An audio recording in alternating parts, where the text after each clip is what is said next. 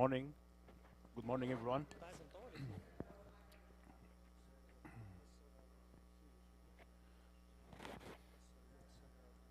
Thank you for everyone to attend this session. Do you hear me? Okay.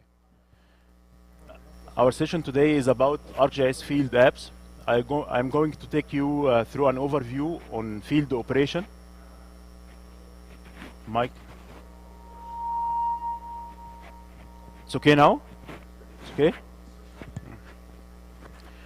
Good morning again, everyone. Thank you for attending this session. Our session today is about field apps. We will going to take you through an overview or field operation. So, do you hear me? It's okay?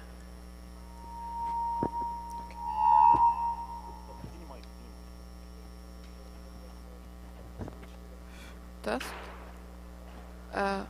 ممكن تاخد المايك تبعت مو شغال صوت مو واضح كده الصوت احسن تمام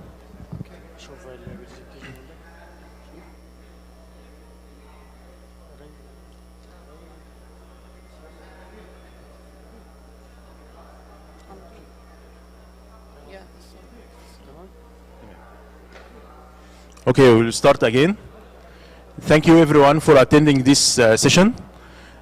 Today we are going to go through ArcGIS field apps.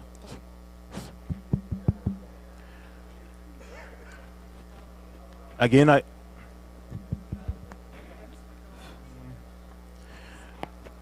okay. Thank you all for attending this session. And today we are going to go through ArcGIS field apps, field operation capabilities, and we will introduce Esri different application for field operation. Let me introduce myself. I am Sharif Usama, GIS consultant and technical advisor at Esri, Saudi Arabia, survey and geomatics engineer, about 20 years experience in GIS projects and Esri technology. Can you please close the door? I am joined by my colleague Farah El Atoun. Farah, please introduce yourself. Hi everyone. Hi. That's good. Okay. Hi everyone. I'm Farah, solution engineer at Esri, Saudi Arabia. ما في صوت? Hi. Still. Hi. Yes. Okay. Hi everyone. I'm Farah, solution engineer at Esri, Saudi Arabia, with 7 years experience of Esri product, field applications, solutions, and development. Hello everyone again. Now today we will talking about ArcGIS field applications and how we will extend the functionalities of the field applications using the ArcGIS. Thank you, Farah. This is our agenda. First, we will go through field operation in the ArcGIS system. Then we will focus on Esri products, field maps, survey 123, quick capture, navigator, workforce. Then Farah will go through the arcades and how we can use the arcades functionality and features in Esri products. Let me first I will go through some slides regarding to ArcGIS modern GIS.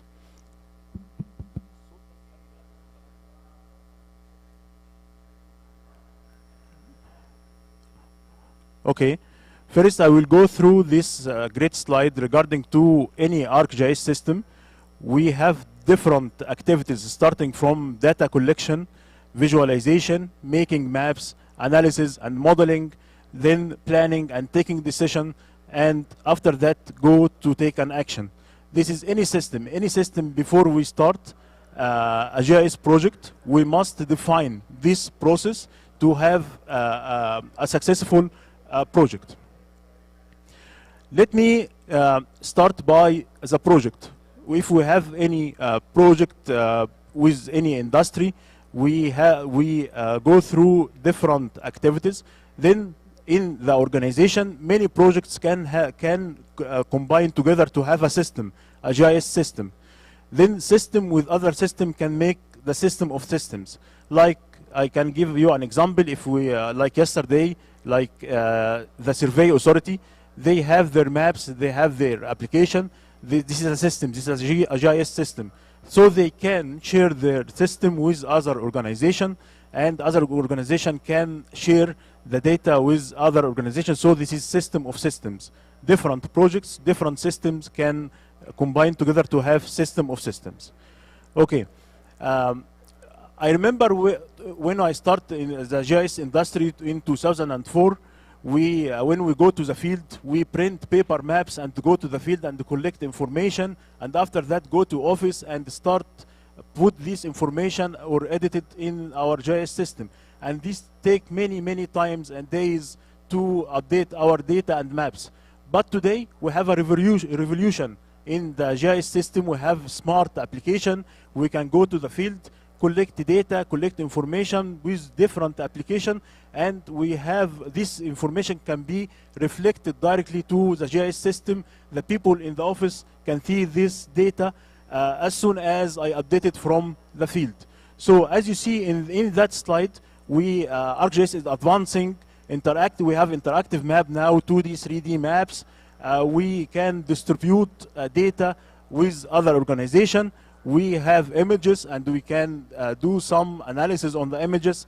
We have artificial intelligence and AI and machine learning. So we are now in a revolution in the geospatial technology.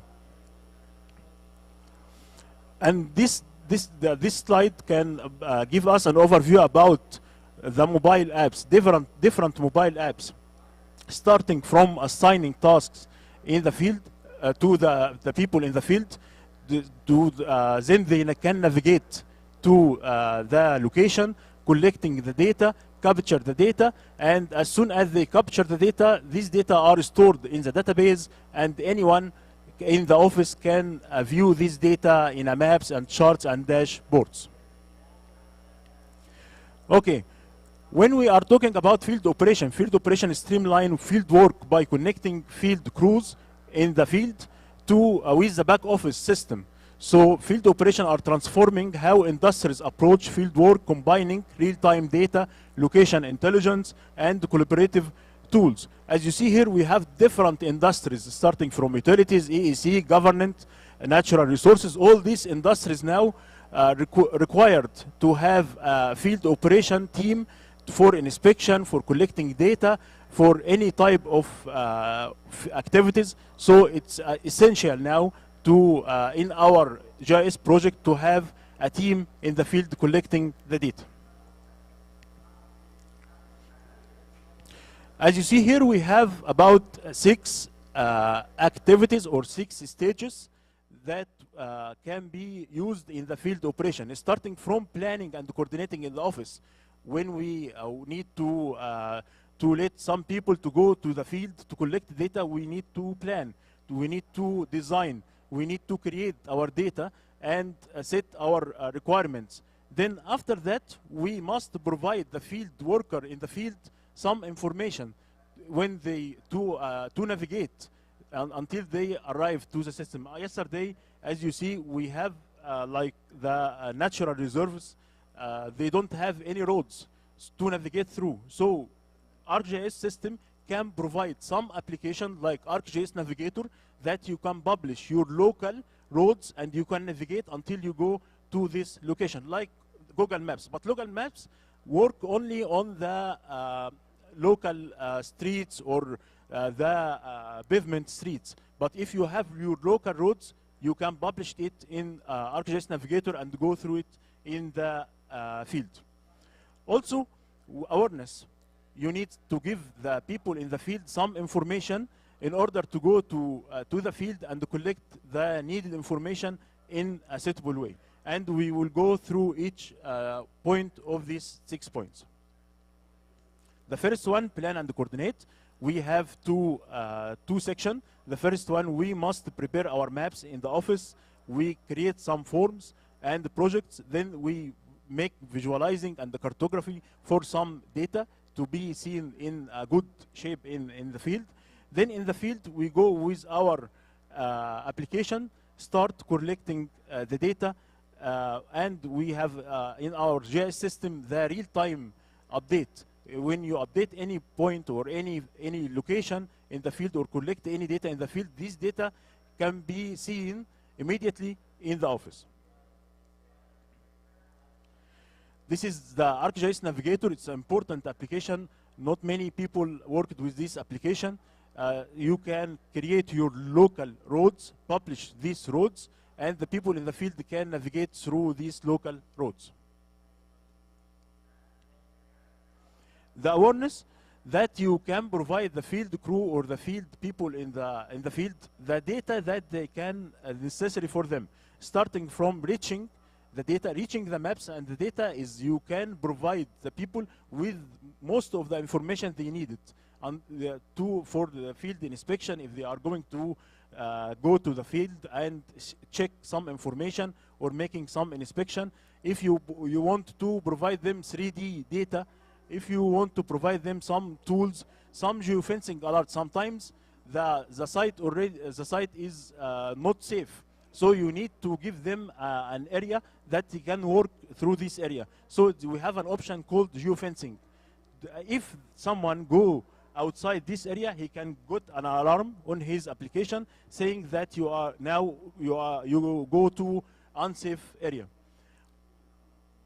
Yeah, this point again, geofence. What is geofence? If you want your crew to work within an area and this area is safe for them, so you start to provide or to select this area, and you can track them.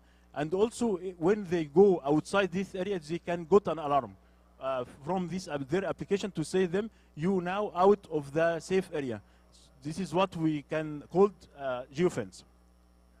Routing and navigation, also location sharing. Location sharing also is important for, especially for public safety.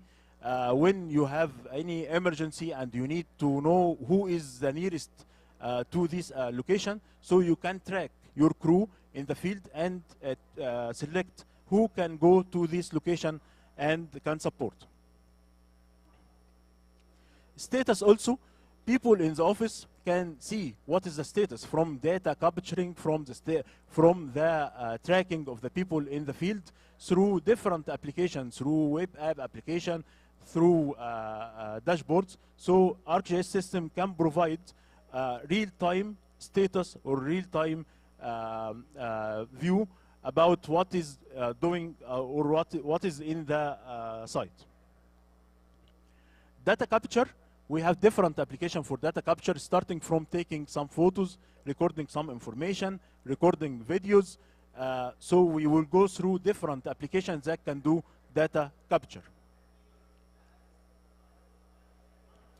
The integration, and this is the most important for the modern GIS, the integration between the system. We are not working on different or isolated system.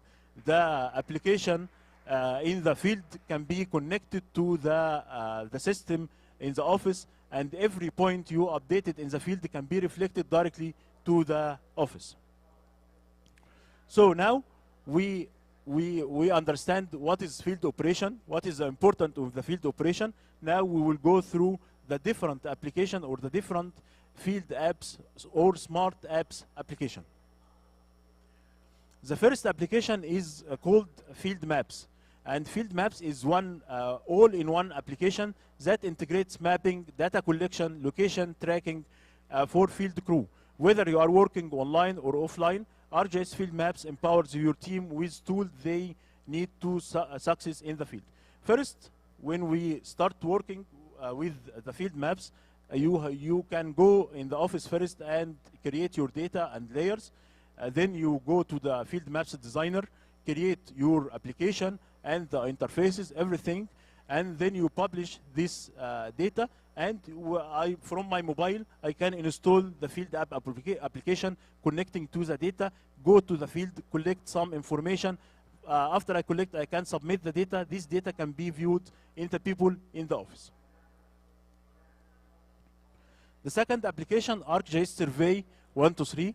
Survey 123, it's a powerful data collection app that let you design smart survey collect data online or offline, analyze the result in a real time. And now using AI, you can request from the survey 123 to create a questionnaire regarding any industry.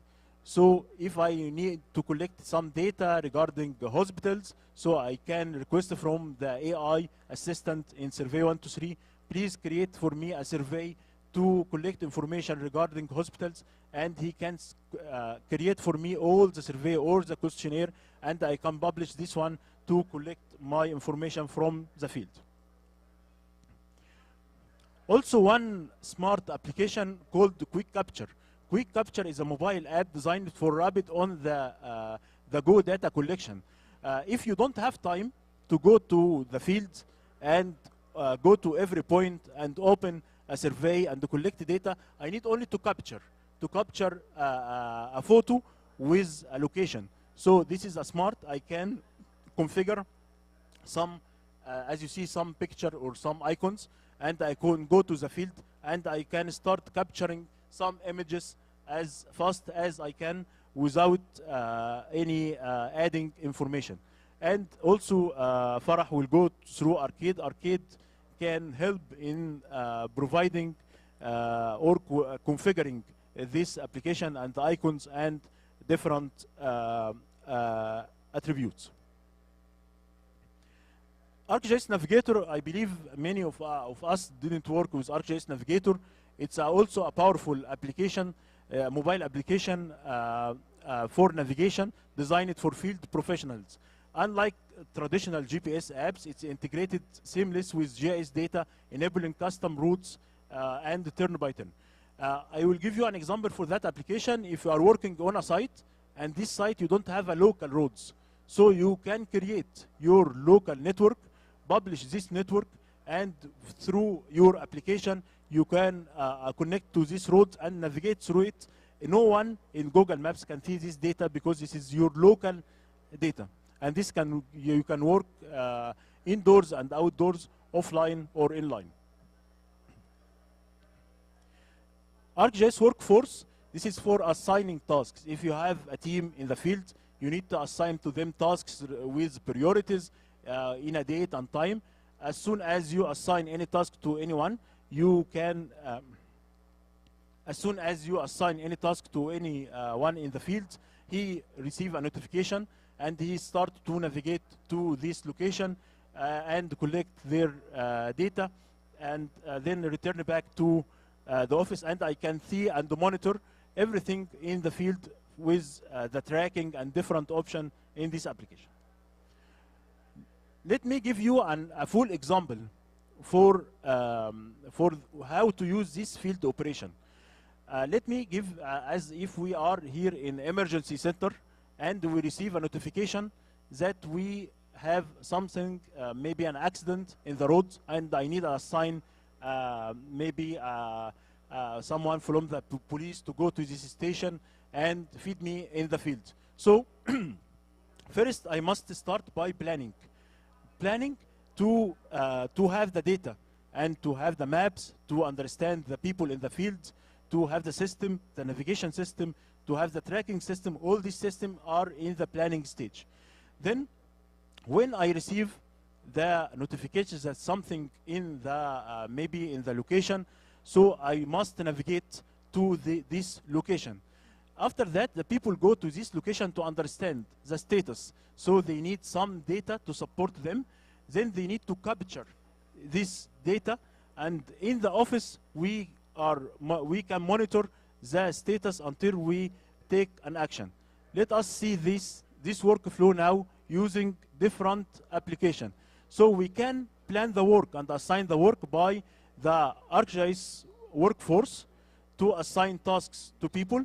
Then we can use Navigator to navigate to this location. Then people go to this site and open the ArcGIS field maps to understand the area and the data. Then start capturing the data. We have different applications to capture the data. ArcGIS field maps, survey 123, quick capture. Then we can monitor everything through dashboards, feeds coming from the field through dashboards. Then we can coordinate and take an action. So this is the whole workflow of using the field apps in the field. Also, this is different cases. If we need to view assets and make some inspection, so we can use field maps. If we need to have a form or fill out a multi-page health or safety form, we can use survey 123. If we need to rapidly record hazards after a natural disaster, this we can use quick capture. And if we need to navigate to a local point, or sorry, through a local roads, we can go through a navigator. And also here is some capabilities or different capabilities between the ArcGIS field maps and the survey 123. And this is some new improvement regarding all the field apps. Now we have the location sharing, the AI camera assistant that can take any picture from the camera, and this picture can be indicated through an AI system or model, laser range finder, the geofencing and the alert, as we mentioned before, the accuracy of the GPS, and the enhanced designer. All these applications will have a designer that we can design the application and the interface we need to work through. Now I will leave the mic to Farah to go through the arcade and its functionality. Thank you so much.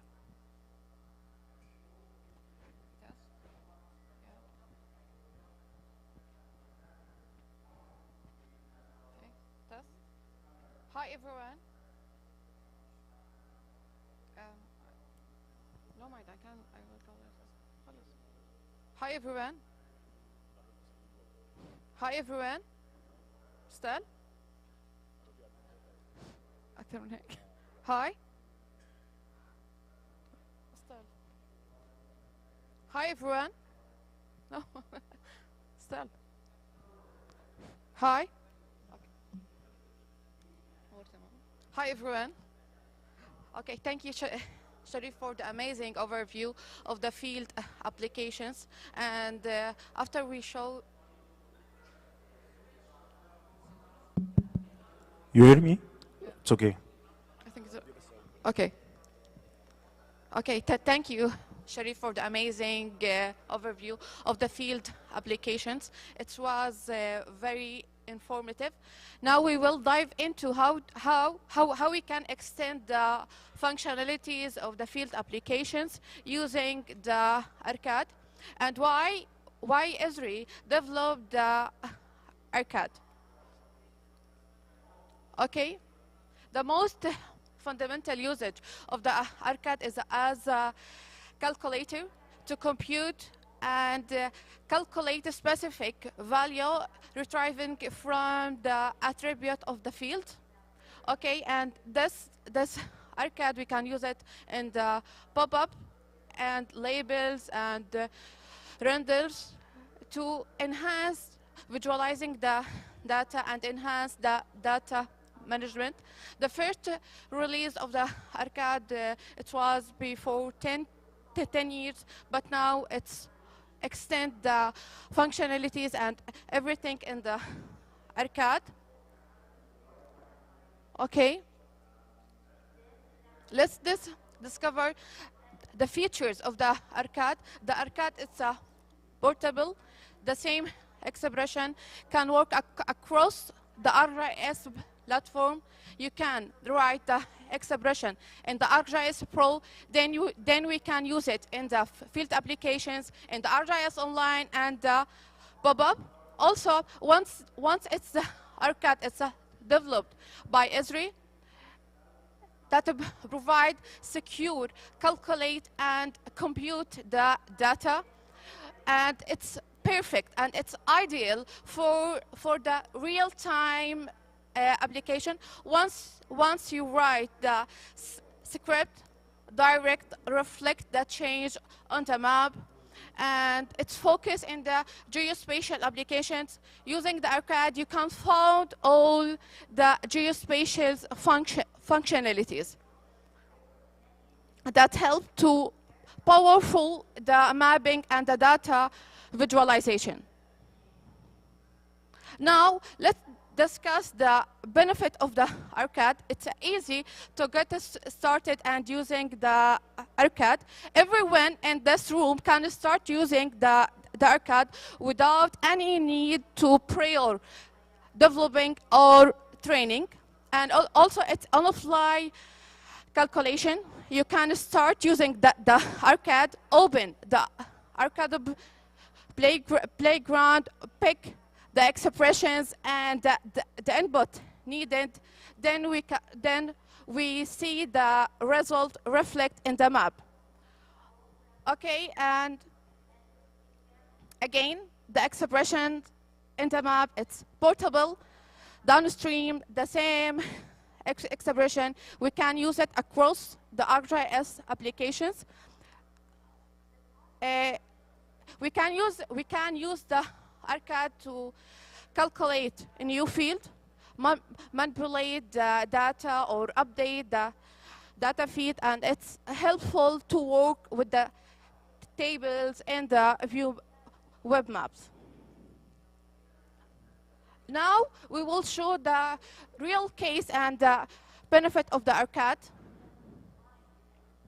First, the ArcGIS allow the user to extend the functionalities in the ArcGIS field maps, making the workflow in collecting the data it's more efficient. We can use the ArcGIS in the field applications in two ways. In the logical ways, if we need to control the visibilities of the fields, or if we need to make the field edit only or just for reading. And the another ways, as we show here, the auto populations, the road ID and the inspection date, and auto populate the inspector name. The other benefits of the ArcGIS, we can use it also to extend the functionalities and to enhance the visualization of the map. If we need to managing the missing value, if we need to add separator to the numbers, as we show here, this is show the shape area for each polygons. We add separator to enhance visualization of the data. Okay, that's better. Also, we can use the ArcGIS and the pop-up to accept. I think إنه في مشكلة بالصوت. Okay. Also, we can use it. Still. Okay. Also, we can use it the ArcGIS and the pop-up to enhance visualizing the data. To enhance to visualizing the data, if we need to add more comfortable content. Okay, the other ways is to use the ArcGIS in the dashboard. No limitations in the ArcGIS dashboard with the ArcGIS. When using the ArcGIS, we can extend the functionalities of the dashboard. There is two ways to use the ArcGIS in the dashboard: as a data expression or a formatting expression. As a data expression, we use it as a data source for the dashboard. Just we need to prepare the data, and also we can combine multiple feature set and multiple feature layer. We use it as a data source for the dashboard, or we need as a formatting expression to calculate the value in the list or in indicator, or if we need to enhance the view of the tables, to add icons, or to highlight fields, some field, or to highlight features in the list or the indicators.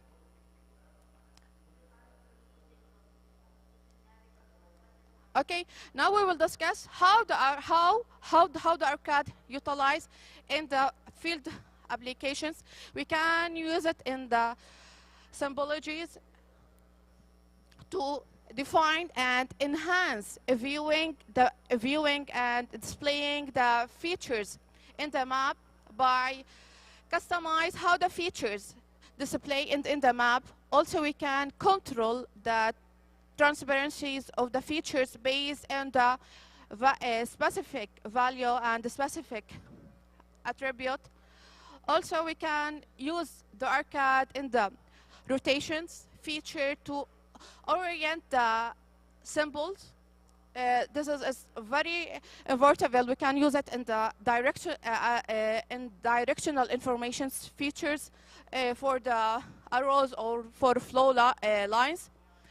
Also, we can use it in the labels to create dynamic labels that can change based on the data attribute that provide powerful content that can help the user to understand everything from the map.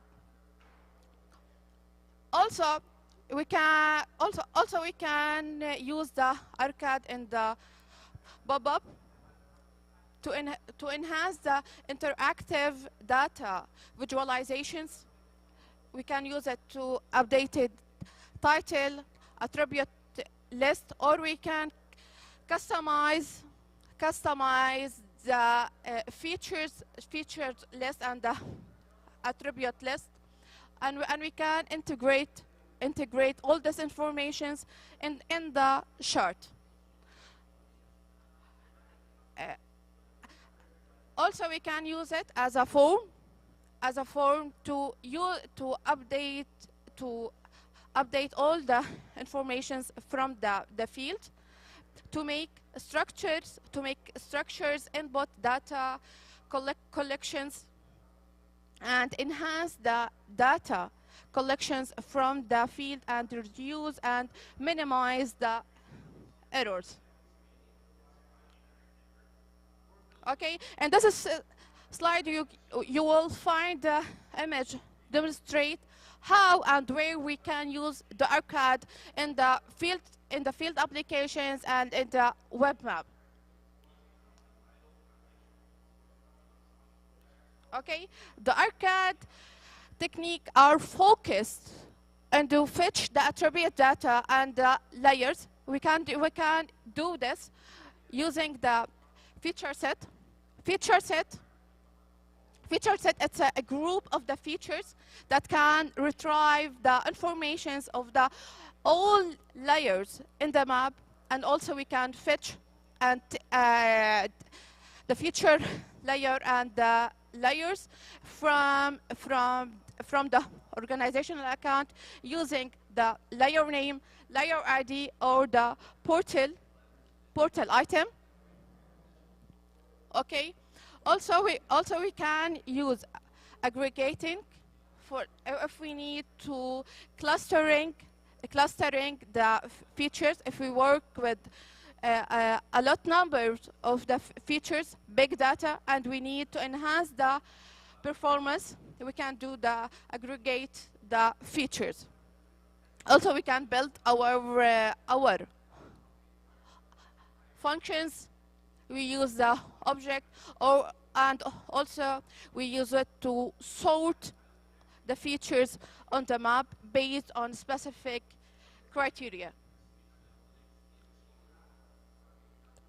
One of the amazing thing of the ArcGIS that ArcGIS allow to direct interaction with the tables with no XY data, for that help to providing and pull pull all the attributes of the data from different data set and combine it with layers and use this layer in the field applications or in the dashboard. We can use it to join layers in the map viewer or pre-process the data using the SQL. The ArcGIS enhance the performance by minimize data set size and improve the speed, and we can do complex logics expression. All of this that help to improve the performance of the data collection or visualizing the data. Okay, now we will begin our live demo to explore the. Okay, now we will begin our live demo to explore the features of the ArcGIS and the web map. Now we show that the list of the layer we collect on the zoom in and collect this in the specific features on the map to show and display all the attribute details. As we showed that there is missing value and there is value we need to enhance it, enhance the title informations. Okay, once select the layers, on the right side it will open interactive details for this layers. We need to add all the related records. By the way, it's a web map that shows the roads for the NEOM. It's a dummy data. And each road, there is inspections details for it. Now we will add the related record for this road. Okay. In this example, we have more than one related record. Okay, now we will need to zoom to specific features on the map to display the informations and how show the related record. Okay, we will select specific features. Okay, as we showed, there is some roads without related record, and so there is no information and no details. Okay.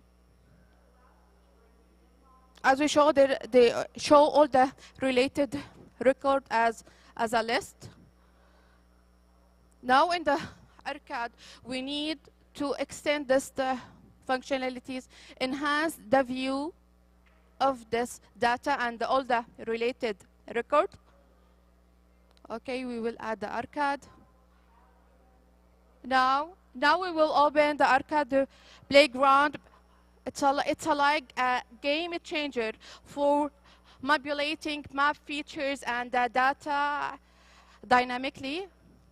To start, we will type the name for this expression. Okay. Then we will start to fetch the feature set to use it in the map. We can use the related table feature set.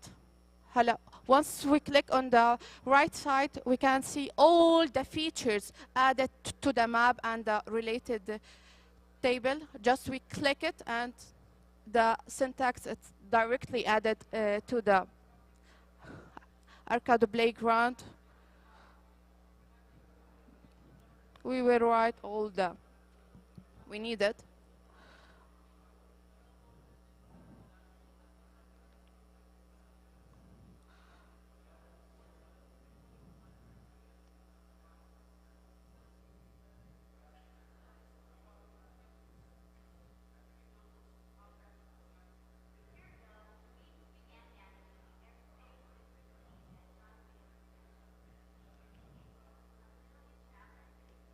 Okay, once we write all the ArcGIS code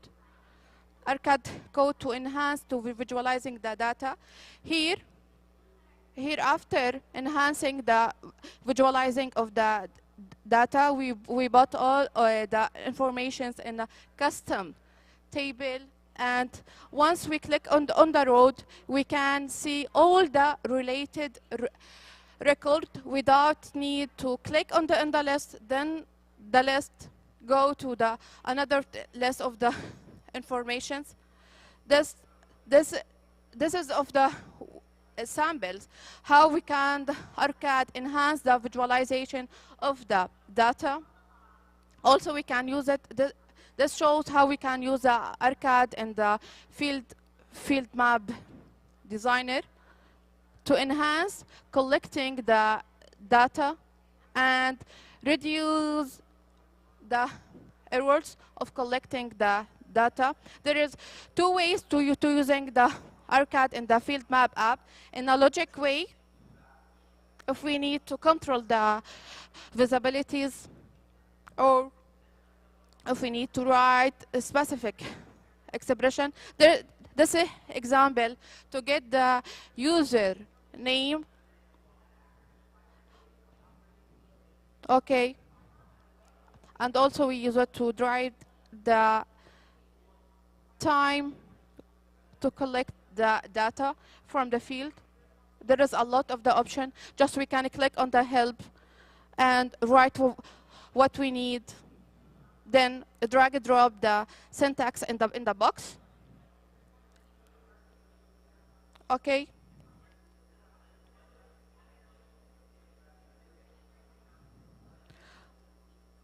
Okay. After we finish the demo and see how in the live demonstrate how the ArcGIS enhance the view and the data management and the visualizing the data, I want to take a moment to share our personal reflection on working on the ArcGIS to create informative dashboards, informative viewing the data in the list and in the tables and in the indicator. All of this make the informative more powerful for the users. Okay, and that's all. Thank you for allowing me to share our thoughts about field applications and ArcGIS. If you have any questions or insight, we like to hear it. Thank you, everyone.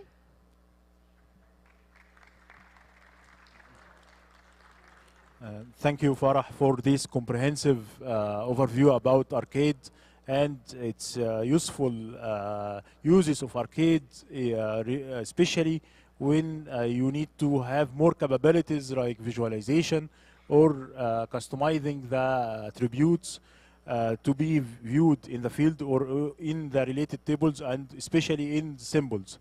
So today we go through the field apps, field operation, and we understand different field apps or smart apps that can be used by field operation. So we have time for questions. If anyone have any questions, please go on.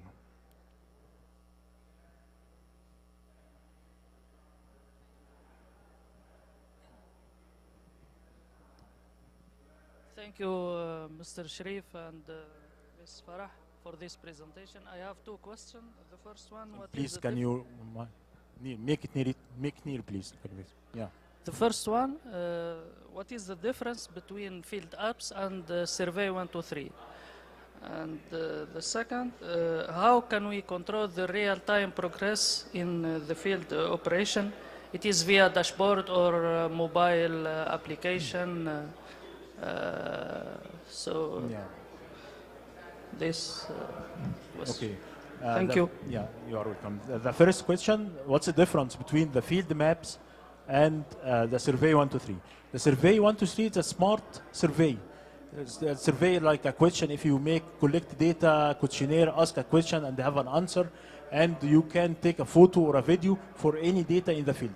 So here you don't need to navigate through a map and view some data and start collecting the data. You only have a survey with a multiple choice answers, go through the field, collect this data, take a picture and submit. So it's easy, a smart survey. Field maps, no.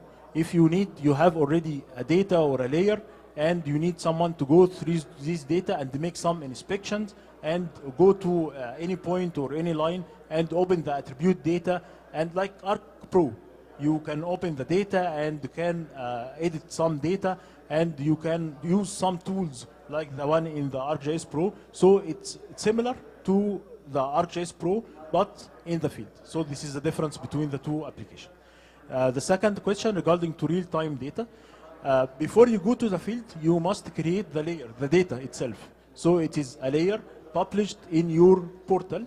So when you go to the field, you go open this data and start editing this data and update it. When you click update, so this update can be viewed in different applications, starting from a viewer to see these updates, or you can view it in a dashboard if you have a synchronization on a dashboard, like the status of an accident, how many accidents in the field, how many maybe an inspection, finished inspection on progress. So you can view it in a dashboard, viewed in a web app application, or in different application.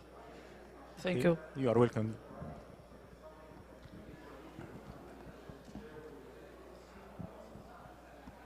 Hello, thank you. So I have one question related to, like, let's say we need to map trees.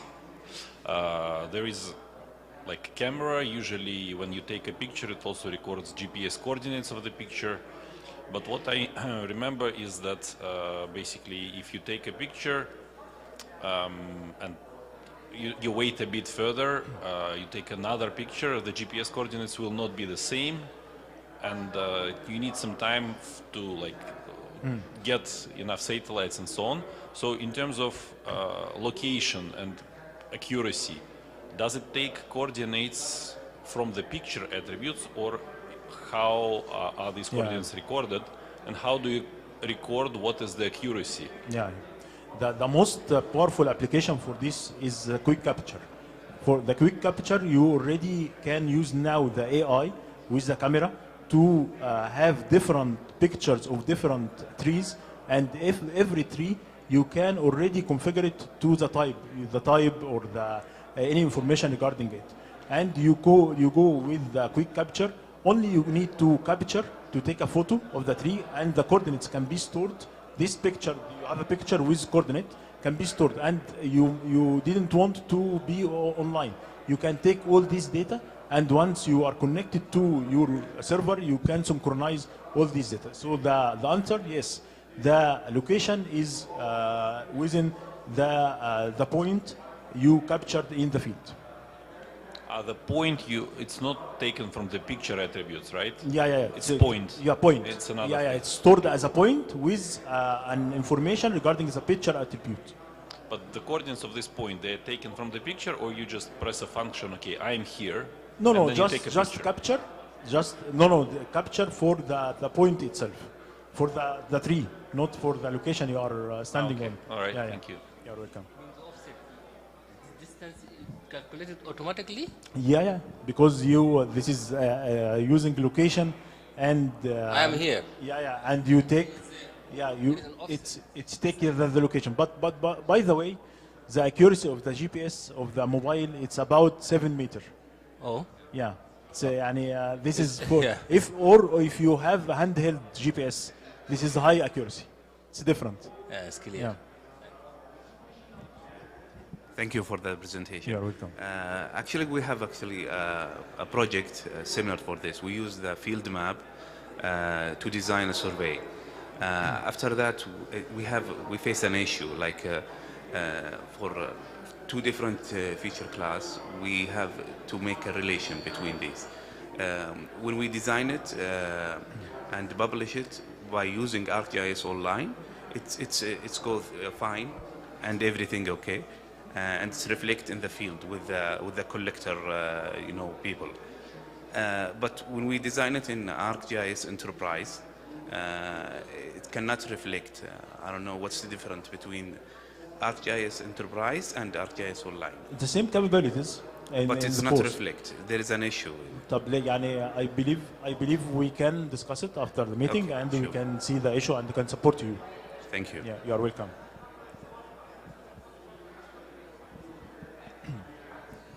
Thank you, Sharif Farah, for this amazing presentation. You're welcome. Last week we had great experience with these field maps, and it has improved the decision making for the client. But today I have two questions about this AI camera assistance, the new one, and this geofencing.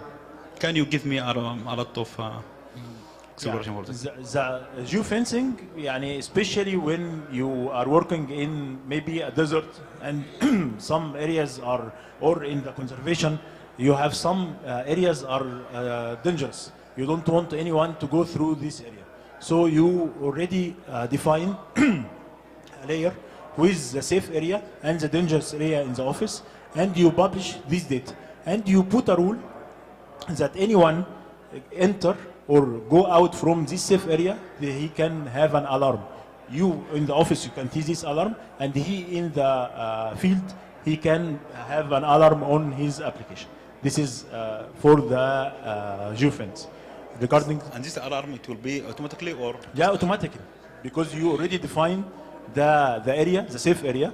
So regarding his location, if he go out of this area, he have an he can get an alarm, and also you in the office can get the same alarm.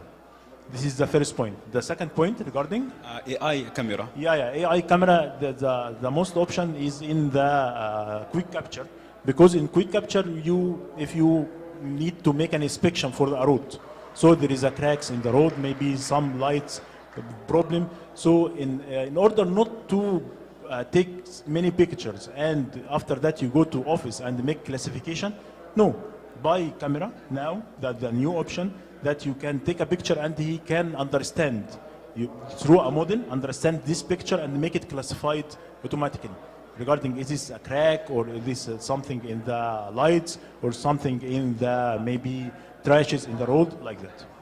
Thank you. Yeah, you are welcome.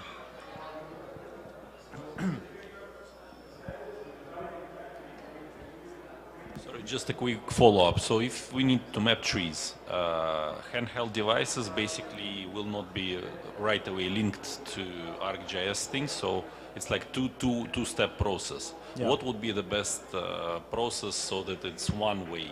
We just come there, use the published layer or work offline. So what would be the best one with accurate coordinates?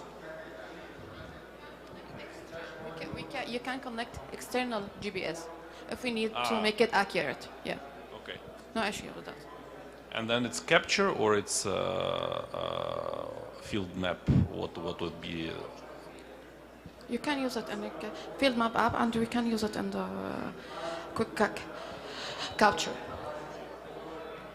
For me, for this case, if you have many, I believe you have many trees, so you need something quickly. So the best option is quick capture. Yeah. Any other questions?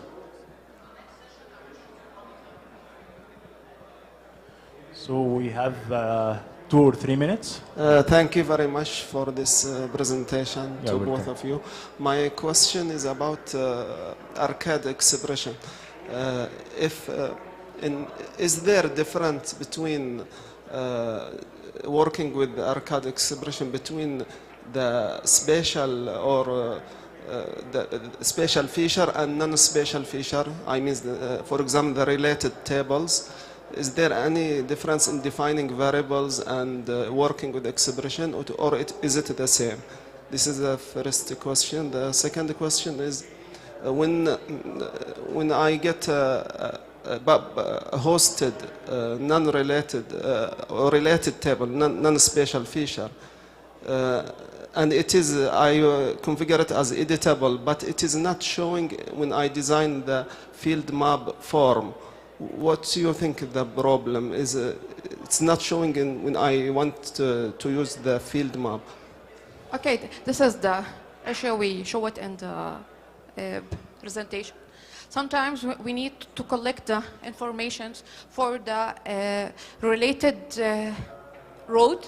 Okay, but we don't need to change this attribute. We add this features for the related table. We can use this in the ArcGIS and as a calculated expression. When I collect, for example, for the specific ID, fetch the data for the related record, because in the field map app we collect the data for the feature layer with the lat and long. Okay, when we need it to use it in the field map app, just we need to write some expression to update and add this information to the related record. The first questions? Okay. Regarding if there is any difference between work with the feature layer or in the table as ArcGIS, no difference. We work on for the feature layer or the layer as a feature set. Feature set is mean a group of the features, but for the attribute table we can do the geospatial data if we need. Okay. Just a follow-up question. What is the best practice to do the relationship between the feature class and the related table? Is it to do it in the ArcPro or to do it on the enterprise level?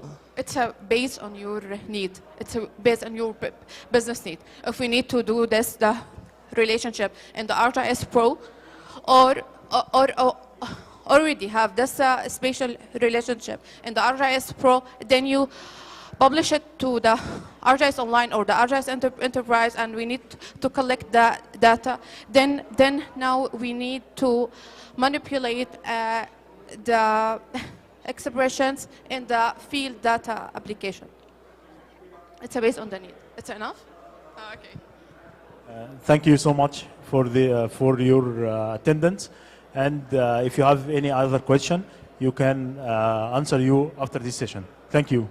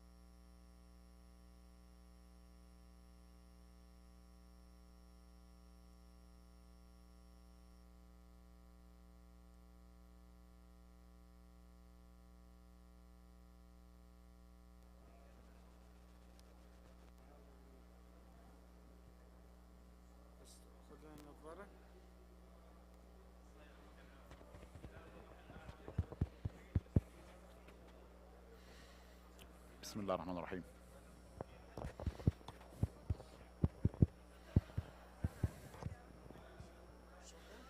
الو مش عارف. الو الو الو الو. بسم الله الرحمن الرحيم. بسم الله الرحمن الرحيم. بسم الله بسم الله. تست لحظة.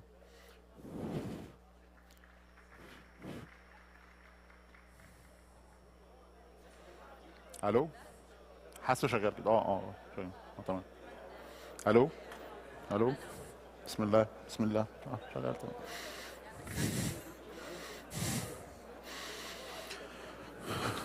حاول تتحكم بصوت. تست بسم الله. انا صوتي عالي. تسمع. بسم الله بسم الله. تست بسم الله.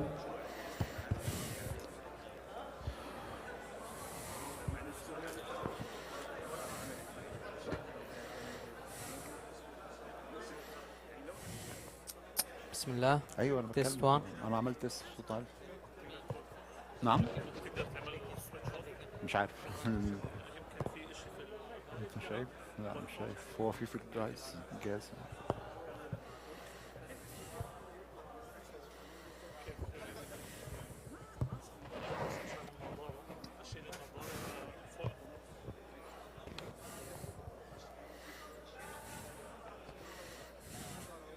طلع البيزنس كارد.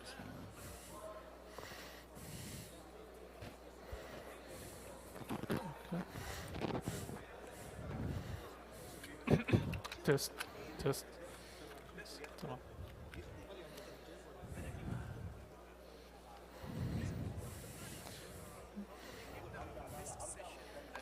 Sorry. I think there are online sessions streaming for those sessions. They will Test. be on YouTube. Assalamu You'll alaikum. find it. There will be recording also Assalamu available and alaikum. published as well for all the attendees. You will Tamam. find the links. As you are registered, you'll find the links. السلام عليكم. No, تيست. they will be sent to كيف your صوت؟ email, the email you have to register from. So you'll كويس. find a link. You already shared links for online هلا live عمران. stream, and they're going to be recording as well. Don't worry, you got it. All right. أعلي يعني هيك أعلى.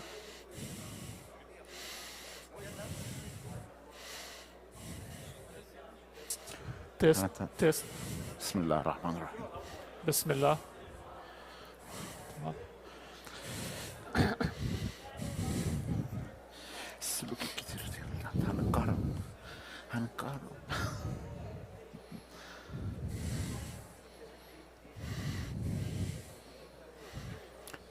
السلام عليكم. السلام عليكم. السلام عليكم. My regular tune is very high actually, so I don't need the mic.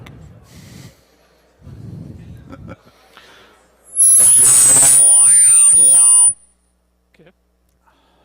ايوه طب انا بقدر انه على بين ما ابدا انا اسف اكون عامل له سويتش كده مش شغال صح؟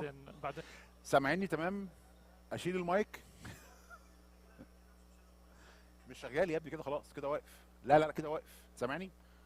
سامعني من صوتي انا. محمود كده سامع؟ اه تمام الصوت ولا اعلي اوطي؟ طب لا خليك استنى انت. هاي لا هو بيشغل وقفه من هنا، بس هو كان الصوت واقف من السويتش من عندي بس سويتش اون سويتش اوف. بس على خلينا ايوه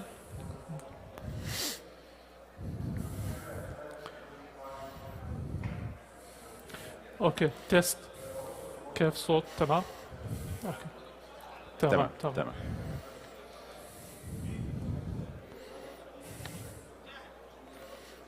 انا يا عم هقعد اتكلم، انا لسه هتكلم ساعه، سيبوني بقى اقعد ساكت شويه. الشاشه تمام كده، الشاشه تمام.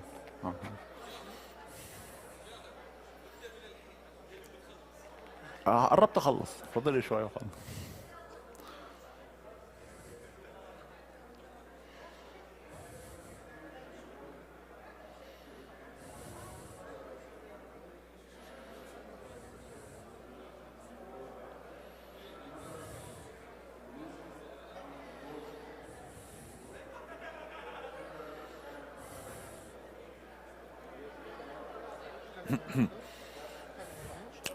الو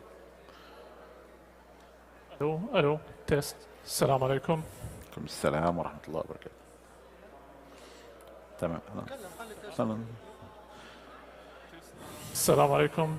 تيست تيست 1 2 3 تيست. خلاص تمام. السلام عليكم ورحمة الله وبركاته. مرحبا. مرحبا. You can't hear? Go to the doctor. طب الحمد لله. الحمد لله. بسم الله الرحمن الرحيم. احنا مش هنحتاج نسويتش، انت مجرد هو هيسويتش من عنده. الجزء بتاعك انا هطلب منه يسويتش عندك.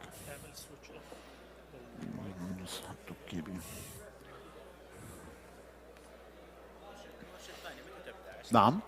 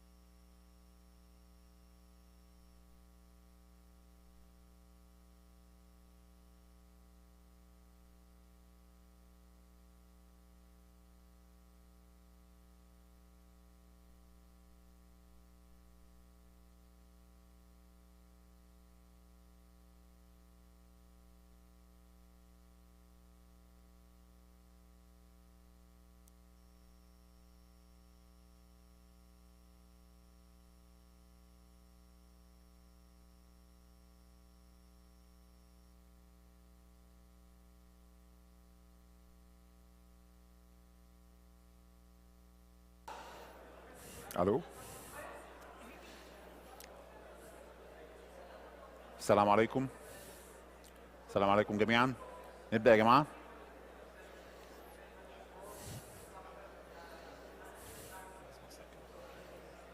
نعم. لا هم لا يمكن.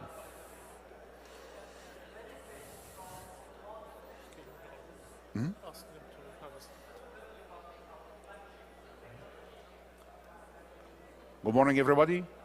Can you please have a seat? We are about to start.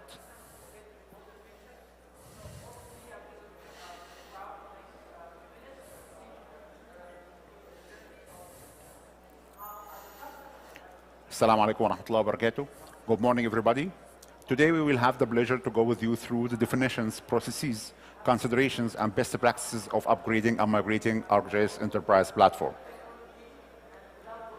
This is Muhammad Mujahid, Technical Advisor and the Project Manager at Esri, Saudi Arabia, and my colleague here, Magdi Tolkoman, Technical Advisor and the Project Manager at Esri, Saudi Arabia as well. Our agenda today will cover two related topics, the upgrade and migrate of ArcGIS Enterprise. Before we start, let me introduce to you the Esri method. At Esri, we try to tie our actions or engagements using the Esri method: understand, plan, and act. We believe that the upgrade and migrate of ArcGIS Enterprise platform is a great model where you can use the Esri method. To have a successful upgrade and migrate, it's critical to first understand why do you want to upgrade and migrate, what do you currently have, and where do you want to go. Once you understand the why, what, and where, the next step is to plan a clear path forward. Once your plan is ready, it is the time for the act by executing the path you planned.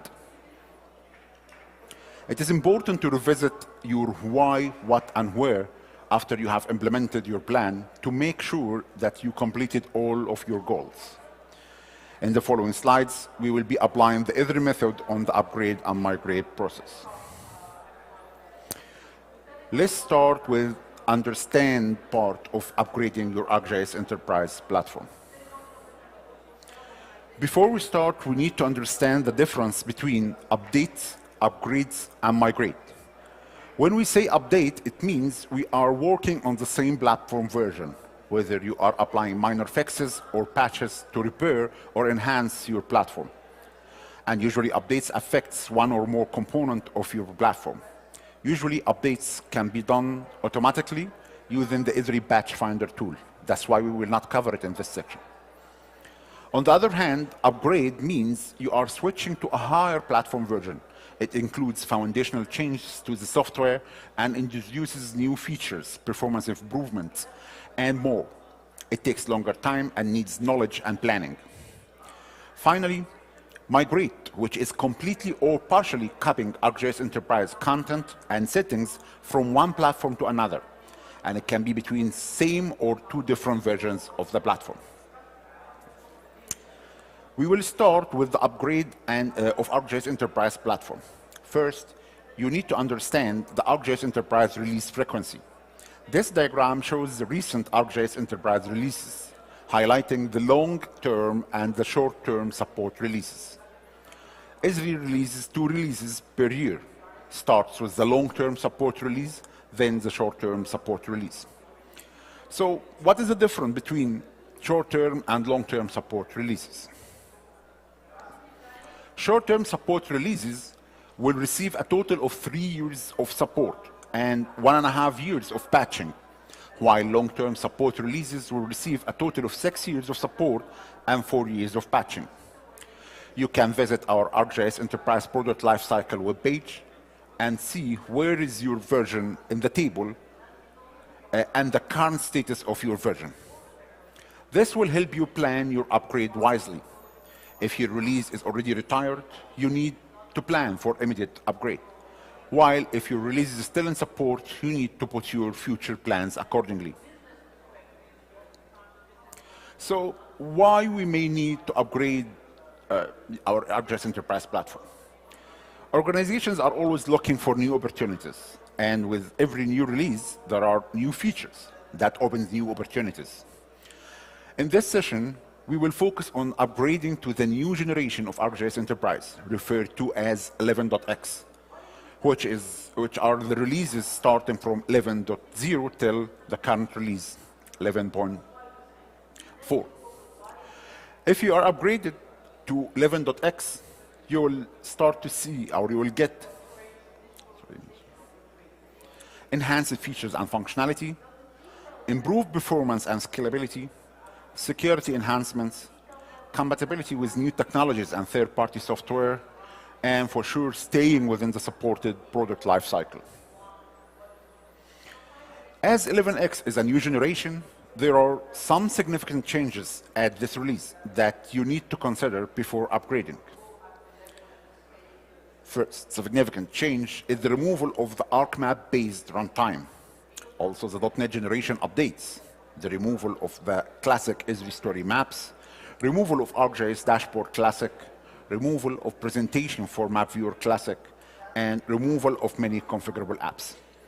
Now, in your journey to upgrade your platform to 11.x, you will need to understand the impact of those changes on your current platform services and items. Some may consider those changes as challenges, but we will work with you on the coming slides to illustrate more about each change and how you can tackle it before you upgrade. The most important change is the removal of the ArcMap-based runtime. The ArcMap-based runtime refers to the internal engine within the ArcGIS Enterprise that supports services published from ArcMap. As you know, ArcGIS Enterprise is evolving and the ArcMap starts to phase out. And ArcGIS Pro starts to be the main desktop application to publish services from ArcGIS Enterprise. But ArcGIS Pro is relying on a different technology than the ArcMap. So a new internal engine is created to support services published from ArcGIS Pro. So how can we represent the existence of the different runtimes over the ArcGIS Enterprise platform lifecycle? Versions from 10.4.x till 10.8.x contains both ArcMap and ArcGIS Pro runtimes. Version 10.9.x contains both ArcMap and ArcGIS Pro runtimes, plus the migration tools required to convert from the ArcMap-based runtime to the ArcGIS Pro runtime. Starting 11x and forward, ArcGIS Enterprise platform contains only ArcGIS Pro runtime. This means that at 11.x, you will not find ArcMap runtime. And then you will not be able to publish services from ArcMap to ArcGIS Enterprise. Any service you have that uses the ArcMap-based runtime will stop working. This means you need to migrate those services to ArcGIS Pro runtime. This can be done by using the migration tools currently available. Note that not all the services can be automatically migrated. Some are not compatible and need manual migration. Starting from 11x, whether you have fresh installation or upgrading to, you will face those impacts. You will be unable to publish services from ArcMap, only ArcGIS Pro is needed. All previously deprecated data sources will no longer work. ArcObject SOEs and SOIs will need to be migrated to the ArcGIS Enterprise SDK. As we said, not all services are compatible for automatic migration. Your map services, feature services, image services, and geodata services are compatible. But the non-compatible are any map, image, or geodata services that are relying on a deprecated data source or configured with ArcObject SOEs and SOIs. Also geocoding services, geoprocessing services, network analysis services, and schematic services, which are no longer available in ArcGIS Pro. We have two ways to edit your service runtime: the manual or using scripts. Manually is a good option if you have a few ArcMap-based runtime services. You can do it through the ArcGIS Server Manager interface, and it is done one service per time. But if you have a lot of services, you can run the Update ArcMap Service utility. This utility can run in analysis mode or in execution mode. In analysis mode, it will list you all the services available in your system that are compatible, and in execution mode, it will do the change and convert it to Arc Pro based runtime. The next change is the 11.x is the .NET generation update. ArcGIS Enterprise on Windows and other products in the ArcGIS system uses .NET as an underlying framework technology. In order to stay modern, Esri regularly updates the version of .NET used and supported by the ArcGIS Enterprise. .NET 6 was introduced with ArcGIS Pro 3.0. At 11.0, we moved the ArcGIS Enterprise SDK from .NET Framework 4 to .NET 6. At the 11.1 release, the ArcGIS Web Adapter for Microsoft IIS also shifted to .NET 6. Starting 11.3, the support for .NET 8 for ArcGIS Enterprise SDK was added. Knowing the .NET version supported by your target ArcGIS platform will help you understand the underlying system upgrades needed. This means you need to upgrade your SOIs to be built using the .NET 6 or 8 version. Also, the .NET 6 or 8 release need to be installed in the user's machine to install the .NET extensibility features. And .NET 6 or 8 and other prerequisites to be installed on the IIS Web Adapter machine before installing Web Adapter. Selecting .NET 6 or 8 is based on the target version you are going to upgrade your platform to. What about the web apps that has been removed? Esri developed new generation of web applications that resulted in the removal of old applications. Applications affected are classic story map templates. You need to recreate your apps using the ArcGIS story map before upgrading. ArcGIS Dashboard Classic. Existing dashboard will continue to work and will upgrade themselves automatically. Most configurable application templates. Most applications will be removed and you need to recreate any app created with a retired template before upgrading. Presentation for Map Viewer Classic has been superseded by the Exhibit, which is an ArcGIS instant app available in the 11.0 release. Another change is the retirement of version 3.x of ArcGIS API for JavaScript. This impacts custom applications and ArcGIS applications built with the version 3.0. And you will need to consider migrating your custom applications to version 4.x and understand the impact on ArcGIS apps that uses 3.x.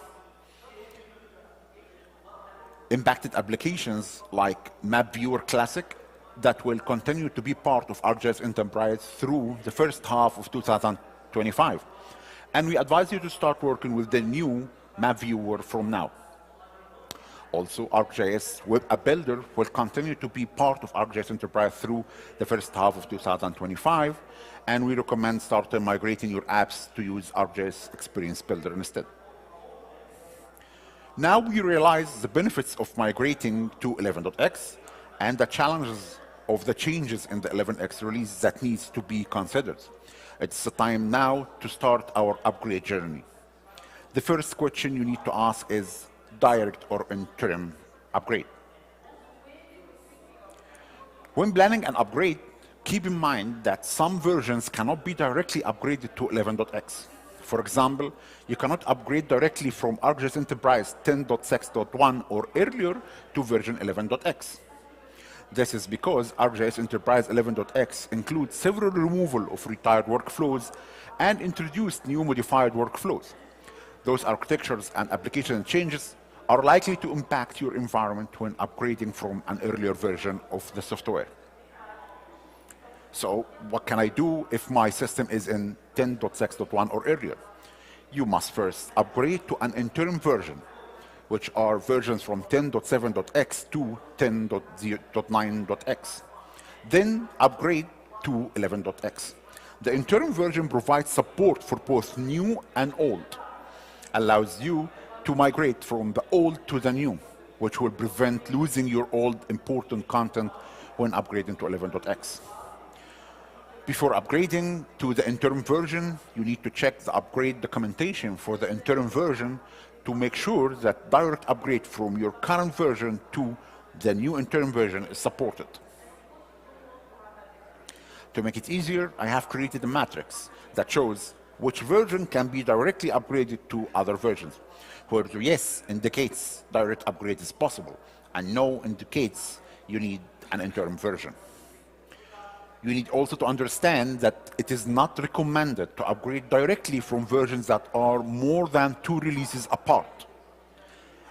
Although it is sometimes it's allowed, but a good practice is to consider upgrading your enterprise platform whenever a new long-term support release is released. As long as you are upgrading to a new platform version, you will need to acquire needed licenses. To do so, you need to be under maintenance. Upgrading to different releases require new license to be issued. For example, if you are upgrading from 11.3 to 11.4, you need a license for 11.4. In case you are going to an interim upgrade, you need to issue one license for the interim version, then another one for the release that you are upgrading to. For example, if you are at 10.6 and you're upgrading to 10.9.1, you need to issue one license, and then from 10.9.1 to 11.4, you need to issue another license. ArcGIS Enterprise user types has been also updated.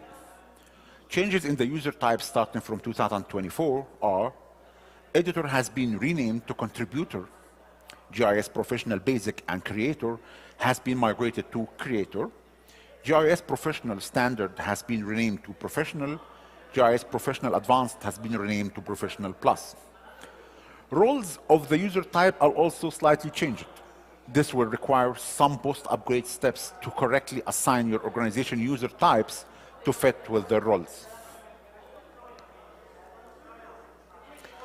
Now we can say we finished the part of the understand from the Esri method. This means you know why you want to upgrade, what is your current release, and what are the desired target releases. Direct or interim is decided, and you know what is impacted by those changes, and become now ready for the next step. The next step in the Esri method is to plan. And as we always say, planning is the first step for success. That is why we cannot upgrade without a plan. Building a plan for upgrading your platform will be based on your understanding of the needs of the upgrade process. You cannot start planning without understanding. Once you have your plan ready, you need to inform stakeholders that will be impacted by that upgrade. Build list of all services that will be impacted and plan to migrate them before you upgrade. This includes having plans for each of the following: ArcMap runtime-based services, the .NET generation, update, and retired application and web application using the JavaScript 3.x. Also, upgrade to the latest release is a good practice. Although there is no much talking about the planning part, but it is usually the biggest part of your upgrade. A lot of things to think about, such as the sub-plans you are creating for the services migration. One for the application migration, one for your services migration, and so on. Decisions are to be taken. Shall I do the upgrade by myself or get support? How much downtime I can afford? And other decisions. Define your upgrade teams and the responsibility of each team. Upgrade is not a one-man show. You need to engage different stakeholders in the process. GIS team who will be impacted, IT team who may be impacted or supporting or even implementing the upgrade, other stakeholders that may be engaged, like your infrastructure provider. You must also have a backup plan, a way to roll back if something wrong happened. Plan for all needed prerequisites. You cannot start without those prerequisites done. Define the time to start implementing your plan and find the time that will have the smallest impact on your services availability. You may consider approaches actually like disaster recovery site. Now it is the time to start the act by implementing your plans that was built based on your understanding. Once all necessary decisions are taken and you are planning to upgrade is ready, you need to make sure all prerequisites are ready, including reading the documentation to ensure that you are fully technically aware of the process and best practice and tips. Review your architecture in case you decided to increase your system capacity or add other roles to your platform. Back up your system using the WebGIS DR tool. In case of any issue happened, you will still have your data. With the support of your IT and infrastructure provider, take snapshots of your environment, virtual machines, storages, and others. Prepare your license files and download the setup files from my Esri site. ArcGIS Enterprise update cannot be random. You need to start your upgrade in the following order. First, you need to start with the portal for ArcGIS.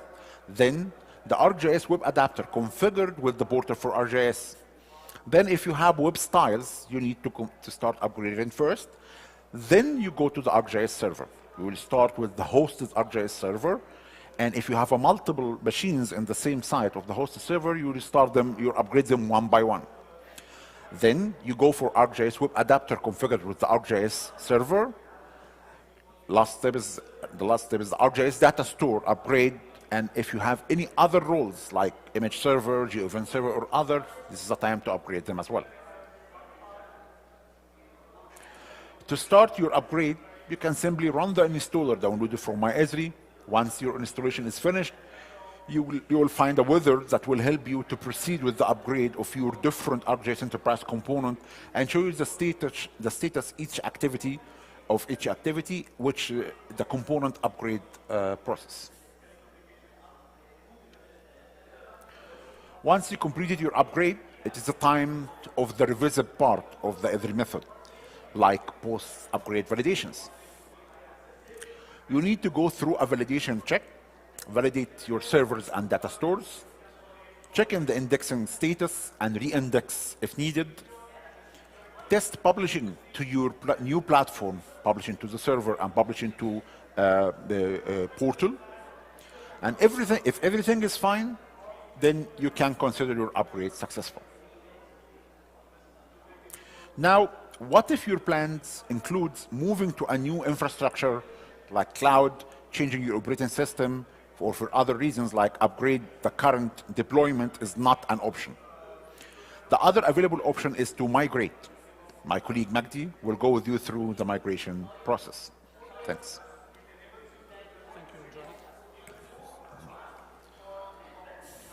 Thank you, Mujahid. Okay. So it's based on your decision and what you need to do. If you will upgrade the version you have in place without any change in the environment, then the option of upgrade is the most suitable for you.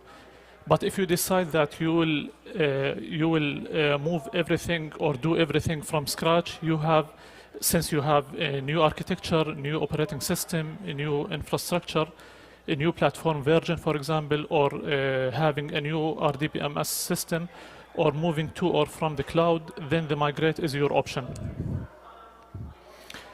ArcGIS Enterprise migration is a term that includes moving users, groups, and contents from one ArcGIS system to another.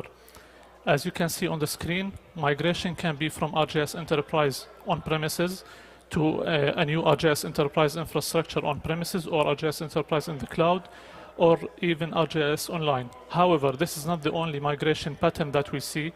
We may be starting with the ArcGIS Enterprise in the cloud, or you may be looking to migrate from ArcGIS Online to ArcGIS Enterprise in the cloud or on premises. We see a variety of patterns in this space. Migrations, as we typically see them, are not lift and shift migrations, where you want the things in the target environment to look exactly like the source one. We often see tactical changes being made as part of the migration.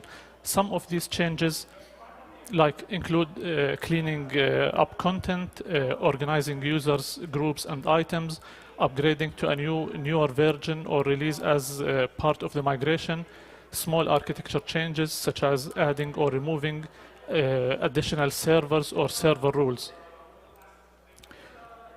On the right-hand side of the slide, you can see the more modernization types of changes that we tend to see. For customers moving to the cloud, we often see them wanting to leverage platform as a service capabilities. We often see architecture changes in the target system, In some cases, we may be combining or splitting up systems. We also see implementations of high availability and disaster recovery to help improve business continuity, and also putting in place good governance practices for not only technology, but also people and processes. For the migration, we will follow the same process we did in the upgrade. In the next slide, we will highlight the main points of each step of the understand, plan, act, and revisit. We will not go into details as we already covered it in the upgrade part. So for the migration part, we will be focusing on the different migration types and where we can use each of them. By following the understand, plan, and act model, we will start by understanding the existing system, which will involve initial inventory, initial architecture review, establish targets and milestones, define rules and responsibilities, then the process of planning by analyzing and planning for the migration, which involves detailed inventory, architecture review, determine appropriate migration method, develop the migration plan. The acts start by executing the migration, which involves prepare source system, prepare target system, conduct the migration, verify the migration. Finally, post-migration activities. Once migration is considered done, we move into the post-migration activities phase, where you might consider additional modernizations such as following considerations for ArcMap to ArcPro runtimes migration. Other post-migration activities could be writing up documentation, such as the new governance model you have noted in your understanding and planning phases, or transferring the knowledge gained during the migration process to others. Again, take your time going through each phase. The planning process is the most important step when doing a migration. Now let's talk about the types of migration. Organizations may need to migrate some items, groups, or all contents going to or from cloud, moving to or from Linux or Windows. Esri provides different types of migrations. We have two main types, complete or partial. Each type has its tools or methods, and each method is suitable for a specific scenario. In the following slides, we will explain both types. We will start by the join site method, one of the complete migration methods. The first method of the complete migration is the join site method. This method makes use of the high availability architecture and extendability of Esri's platform by joining a machine in the new environment to the current machine in your old environment. This method has the following characteristics. It works for the migration between ArcGIS Enterprise to ArcGIS Enterprise of the same version, not to or from ArcGIS Online. And if you want to move your platform to a new hardware, it's only possible when moving to new machines within the same data center. It works only for same operating system type. Different versions is allowed, but Windows to Linux or vice versa is not. It has a minimum downtime as it's implemented while system is live. Seamless migration with minimum downtime and no change in URLs. Shared storage within the same data center is needed. Moves one component at a time, portal and server, for example. Reference data and cache is immediately accessible to the ArcGIS server. Before you start using the join site method, you need to go through the following steps. Backup your system using the WebGIS DR utility, VM snapshot, backup your storage, etc. Prepare shared storage, prepare new machines, prerequisites check on the new machines, install Esri software and license them. Do not create a new site. Remove the old site's standby portal if exists. In the next slides, we will see more details related to the join site method. Now, you will start by taking a full backup of your system using the WebGIS DR tool. Then content directories are moved from local drives to a shared location. The join site operation is used to connect the new machine to the site. After successfully joining the new machine, the old machine is unregistered. Once the old machine is unregistered, now you need to move the content directory to the local drive of the new machine. And with that, your deployment has been migrated from old to new machine. You can do the same operation with minor modifications for the ArcGIS server and the ArcGIS data store as well. The second method of the complete migration is to use Esri's WebGIS DR utility, which is a tool that comes with any ArcGIS Enterprise deployment. The ArcGIS WebDR tool, the WebGIS DR tool works well with the same operating system at different versions. For example, from Windows Server 2016 and Windows Server 2019, but not for migrating to a different operating systems. For example, from Windows to Linux. Data center agnostic. You can move ArcGIS Enterprise from on-prem to cloud without issues. The tool migrates the ArcGIS Enterprise platform as a whole. Portal content, configurations, server services, and data stores. Does not modify live production. So source environment is still accessible while the restore operation is running. You can iteratively run backup restore to avoid data loss. Reference data and cache must be migrated or made available before restore for services to function following the restore. Using the WebGIS DR migration method is equivalent to essentially conducting a DR activity. It's an all-in-one type of migration approach where it migrates the whole platform to another one. Doesn't impact production environment. After migration, you can upgrade the new platform before switching to it.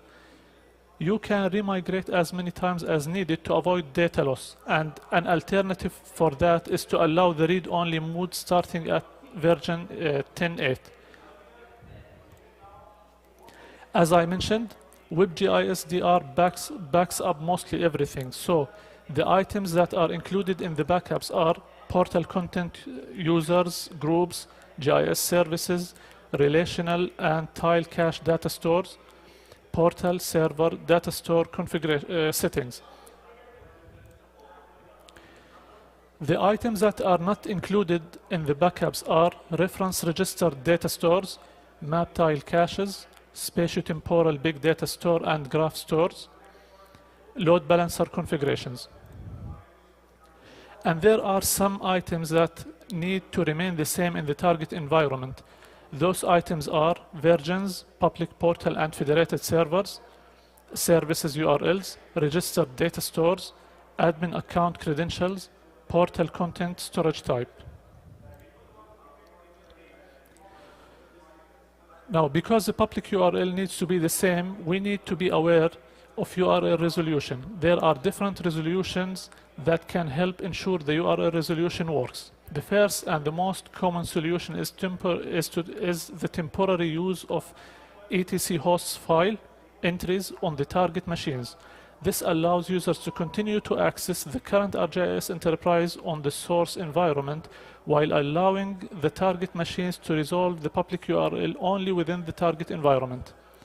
The other option is to temporarily redirecting traffic from the source environment to the target environment long enough to configure ArcGIS Enterprise, then switching traffic back to the source environment until the final switch is ready to be made. Yet another option is to utilize a split horizon DNS so that the target machines resolve the public URL to a different IP address than the source machines. If you don't want to move the whole contents of your environment to another one, what are the cases you may want to have partial migration? When you need to move specific items from one environment to another, maybe you have items in staging environment and you want to move them to production, or you want to perform migration to another environment, but a clean one where undesired items are not moved to the fresh environment. In other cases, you may want to move a user or a group with all its content to another environment. The main point here is that you don't need to have similar environments. It may be different URLs, different infrastructure from or to cloud or on premises, or sometimes you can migrate between releases. The first method we are going to discuss is using the ArcGIS API for Python. The Python API can create, alter, and delete items, users, groups, and pretty much anything else you can think of in your portal. For example, you have an app on the dev's environment that you want to promote to staging. You can use the clone items function to make a copy of it into staging.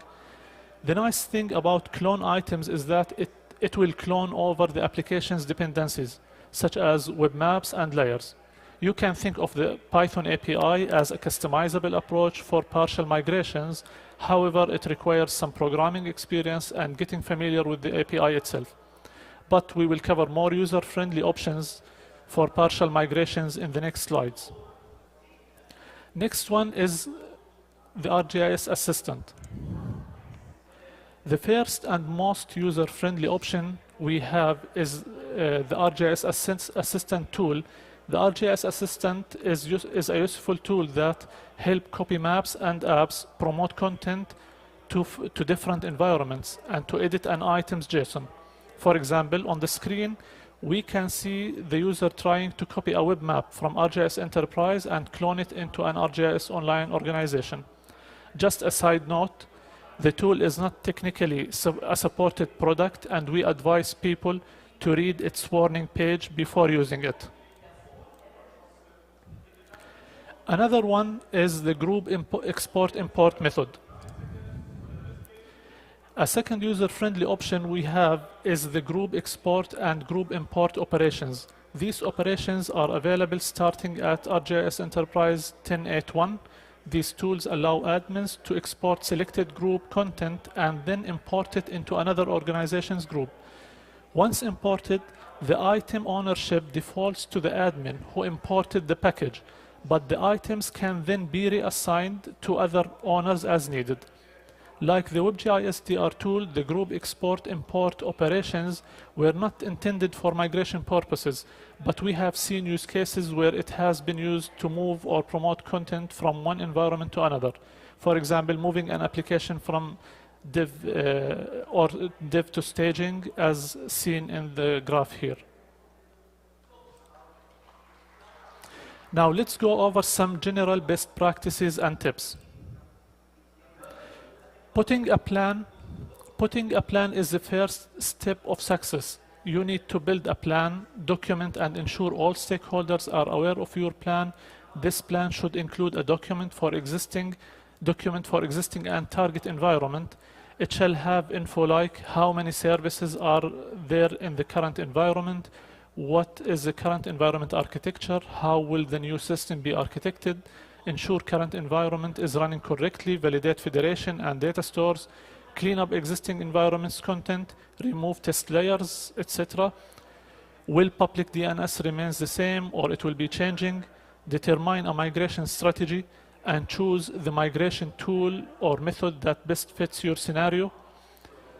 Determine schedule of events and who will be impacted so you minimize the downtime and user interruption. Backups. Even if you are not using WebGIS DR as the backup restore strategy, it's useful to have this in event of a problem. Use Esri ArcGIS Enterprise Reporter tool to document your platform config and enterprise settings. The tool output includes logical overview diagram of your platform, services direct inventory, portal content inventory, all users and groups, TLS, SSL info. A few additional tips for executing migrations. First, from a technical perspective, check permissions for ArcGIS service account, verify that ArcGIS Enterprise ports are open, verify identity provider can communicate with target portal for ArcGIS or web adapter machines, confirm that the load balancer rules are ready to go if necessary. From planning perspective, move slowly and verify after each step. Ensure resources are available. Be clear with your goals. Thank you for your patience. Please, if you have any questions, we are glad to answer. Thank you.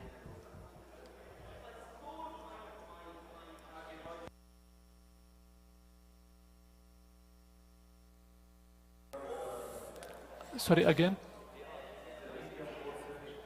There is a mic. DR need license or it's free? No. Any site you need to install the software in this site will require new license. Licenses for a DR site may be different a little bit in the pricing, but this has to be communicated with our sales department. Okay. And even if you are going to install a staging environment and development environment, every environment needs software, needs a license for the software. Yes, please. Yeah, thank you, Majdi and Mujahid. I want to ask about the ArcGIS Assistant tool. We saw that the migration of the assistant of the web maps and others are okay. But what about the hosted feature layers? Is it possible to migrate it, or we need to publish it again on the new portal? Yeah. You want to answer? Yeah, usually for the hosted layer, we prefer that you don't use the ArcGIS Assistant tool. Usually we use the ArcGIS Assistant tool for the web maps or web applications. But if you use it, it will be migrated in, but I don't recommend using it. Yes, better to publish it again. It will be working, but like, again, the ArcGIS Assistant tool, again, it's not a product. So everything has to be done carefully. So especially with the hosted services, you prefer to do it separately, publish this. Yes, for the load balancer rules, and we come from the GIS background, we don't come from the IT background. Okay. So where are the documentation for the load balancer rules that we can use to tell the IT that we need this and that? Okay. First, you need to understand what are you using the network load balancer for. There is two places where you can use the network load balancer, for external network load balancer and internal network load balancer. The external one is the one that interfaces the public users. There are a lot of configurations that we can share with you. I don't have a document now, but I can share you some best practices for that. But mainly the things that you need to understand that to make sure that you are correctly redirecting to the web adapter machines.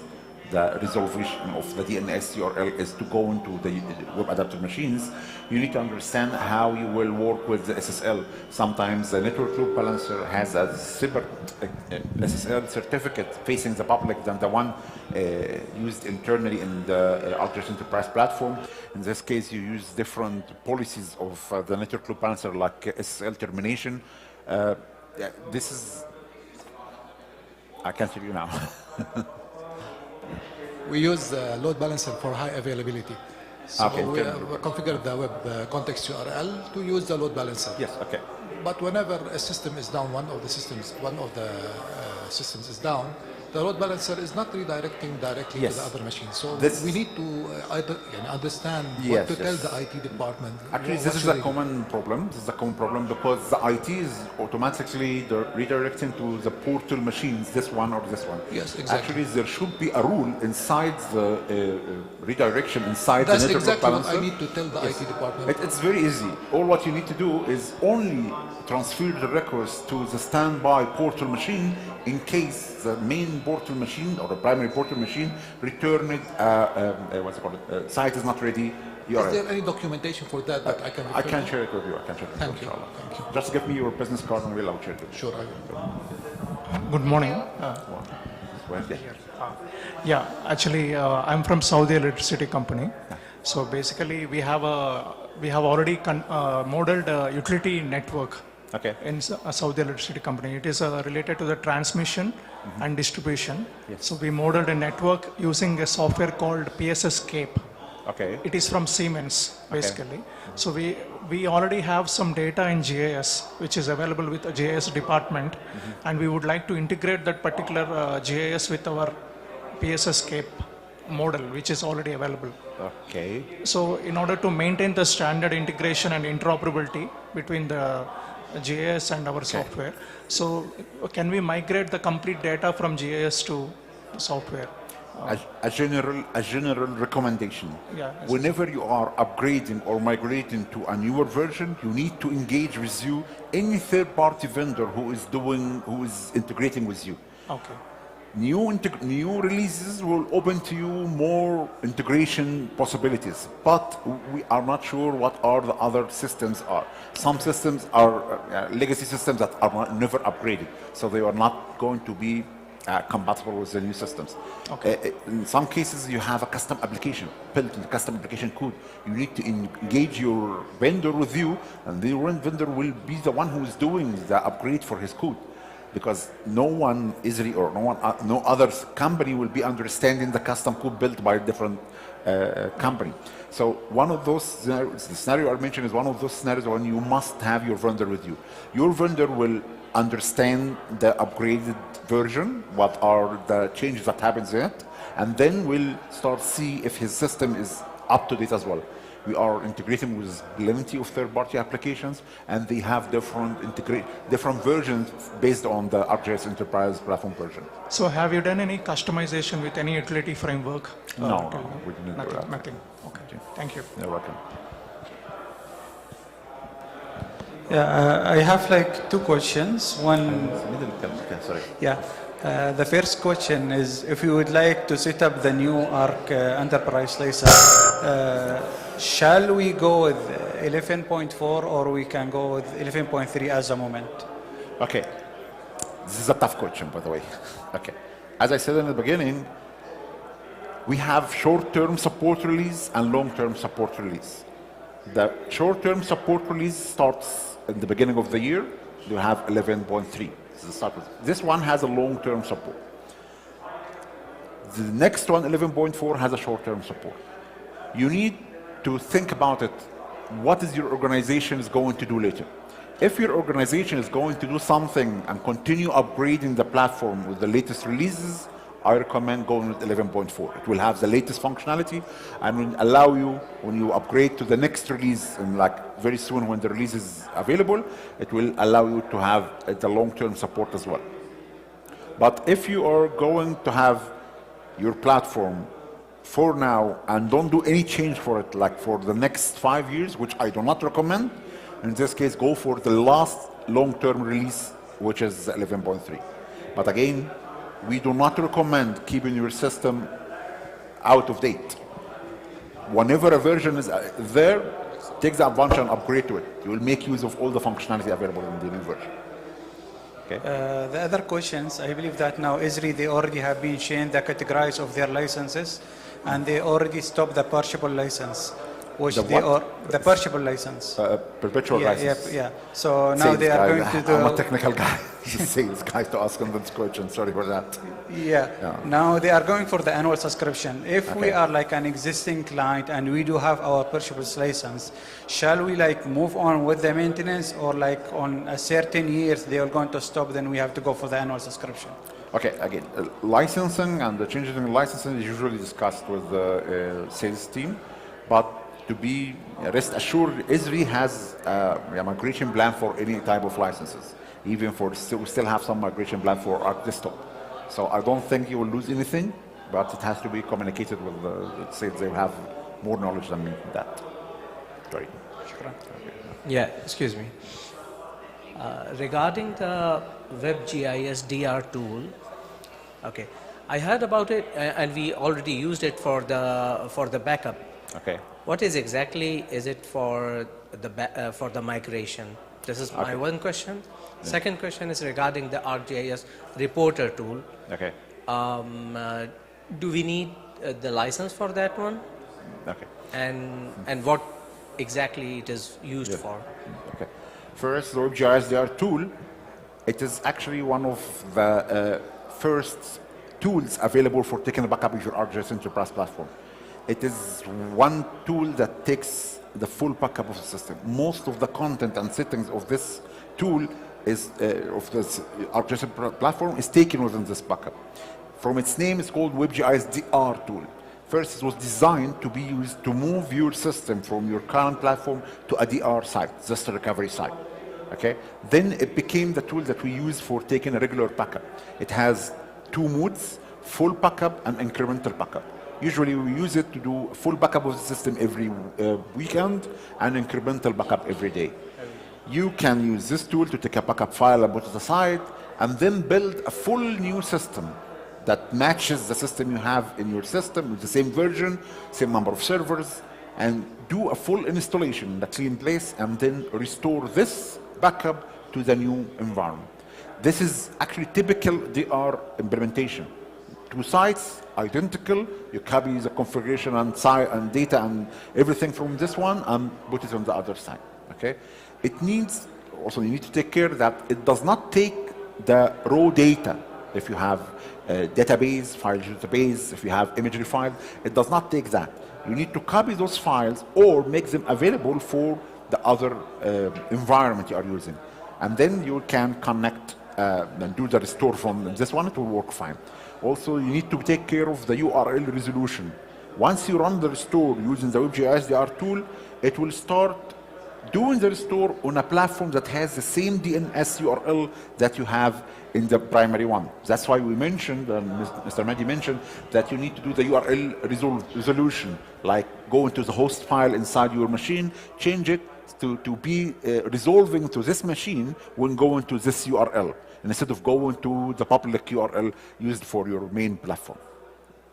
Second question is about the reporter tool. Reporter tool is a tool, it does not require any license. You just download the tool, use it in your platform, put the URL of your platform with the username, administrative username and password, and do some checks, choose what you want to see, and run. It generates a full report of your system, the services, the settings, the configuration, everything. It generates in sheets, Excel sheets. Then you can use those sheets differently. It also gives you a high-level diagram of your platform. You have the portal, you have servers, how many servers, you have data stores. This tool is useful when you want to do some kind of report over your whole platform and share it with some other entity.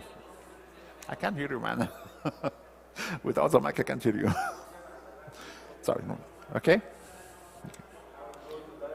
Any other question? Okay. This survey, you can scan the barcode for a survey for this session as well. Okay, thank you everybody.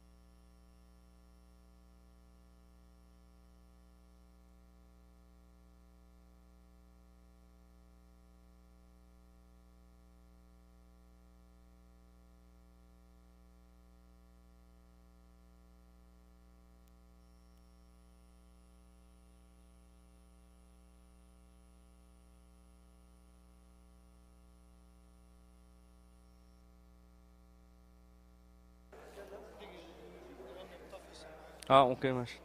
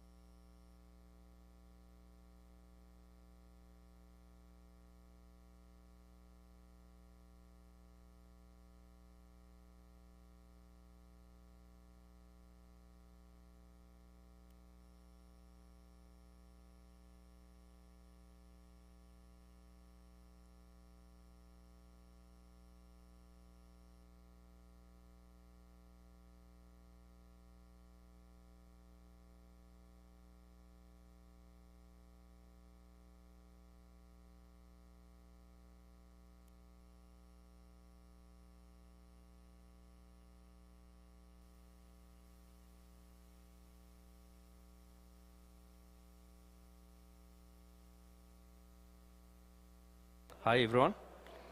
Today we're speaking about ArcGIS real time. Yes. الصوت شغال كده. اوكي تمام. فراجة الح...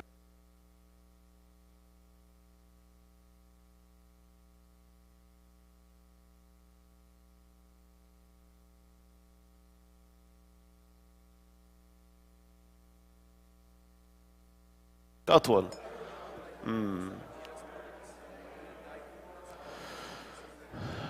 مجاهد الصوت تمام؟ ها؟ هو انا عايزه كده. اي اتكلم انت. دلوقتي احنا بنتكلم على الريال تايم. جميل. تمام اوكي. يس جريت. ها؟ حلو، هو ده اللي عايزينه. هو عالي قوي عشان هو بعيد ورا. عشان بس انت بعيد. ها؟ لا السماعة اتغيرت بس. لا ما انتوا رايحين فين؟ What is your support? Please. I need your support please man guys. باي باي. ايه اون اوف صح؟ يا حبيبي.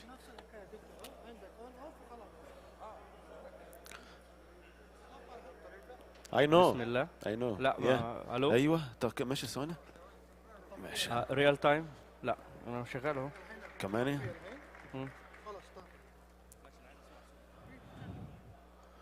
ريال تايم داتا. لا ما فيش صوت.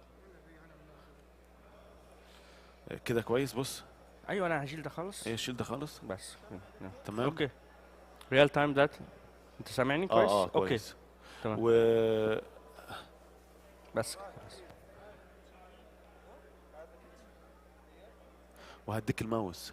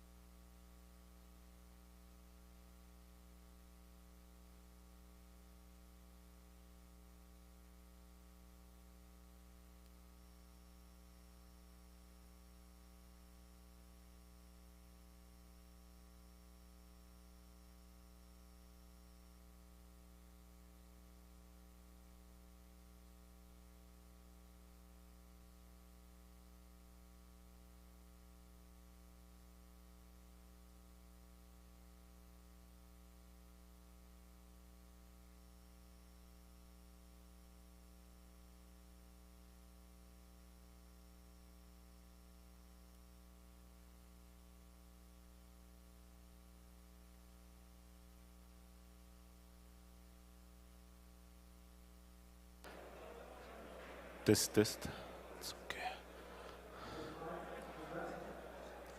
Are you hear me? Great. Yeah. Test. It's okay? Yeah.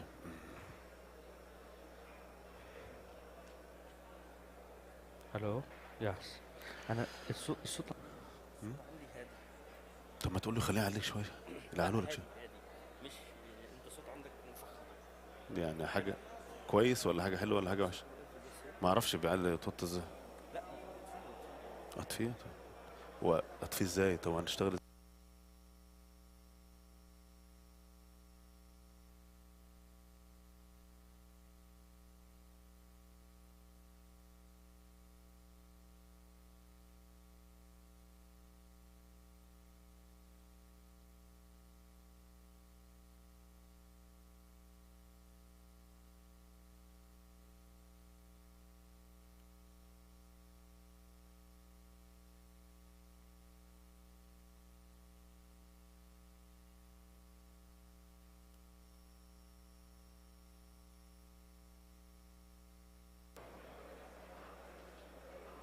Test. Are you ready? Hi everyone. Hi everyone. Hi everyone. Yes. It's okay? We're speaking about yes. Yeah. Yes. Today we'll speak. أنا شو أنا مظبوط؟ ماشي ايوه علي. شوف ده اللي أنا قلت عليه.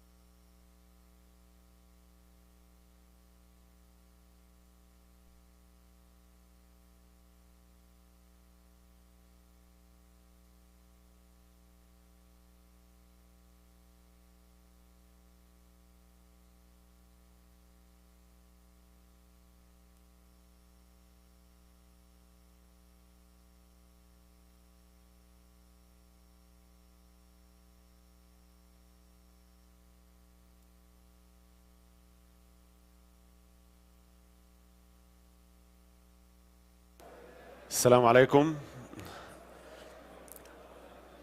All right, let's start.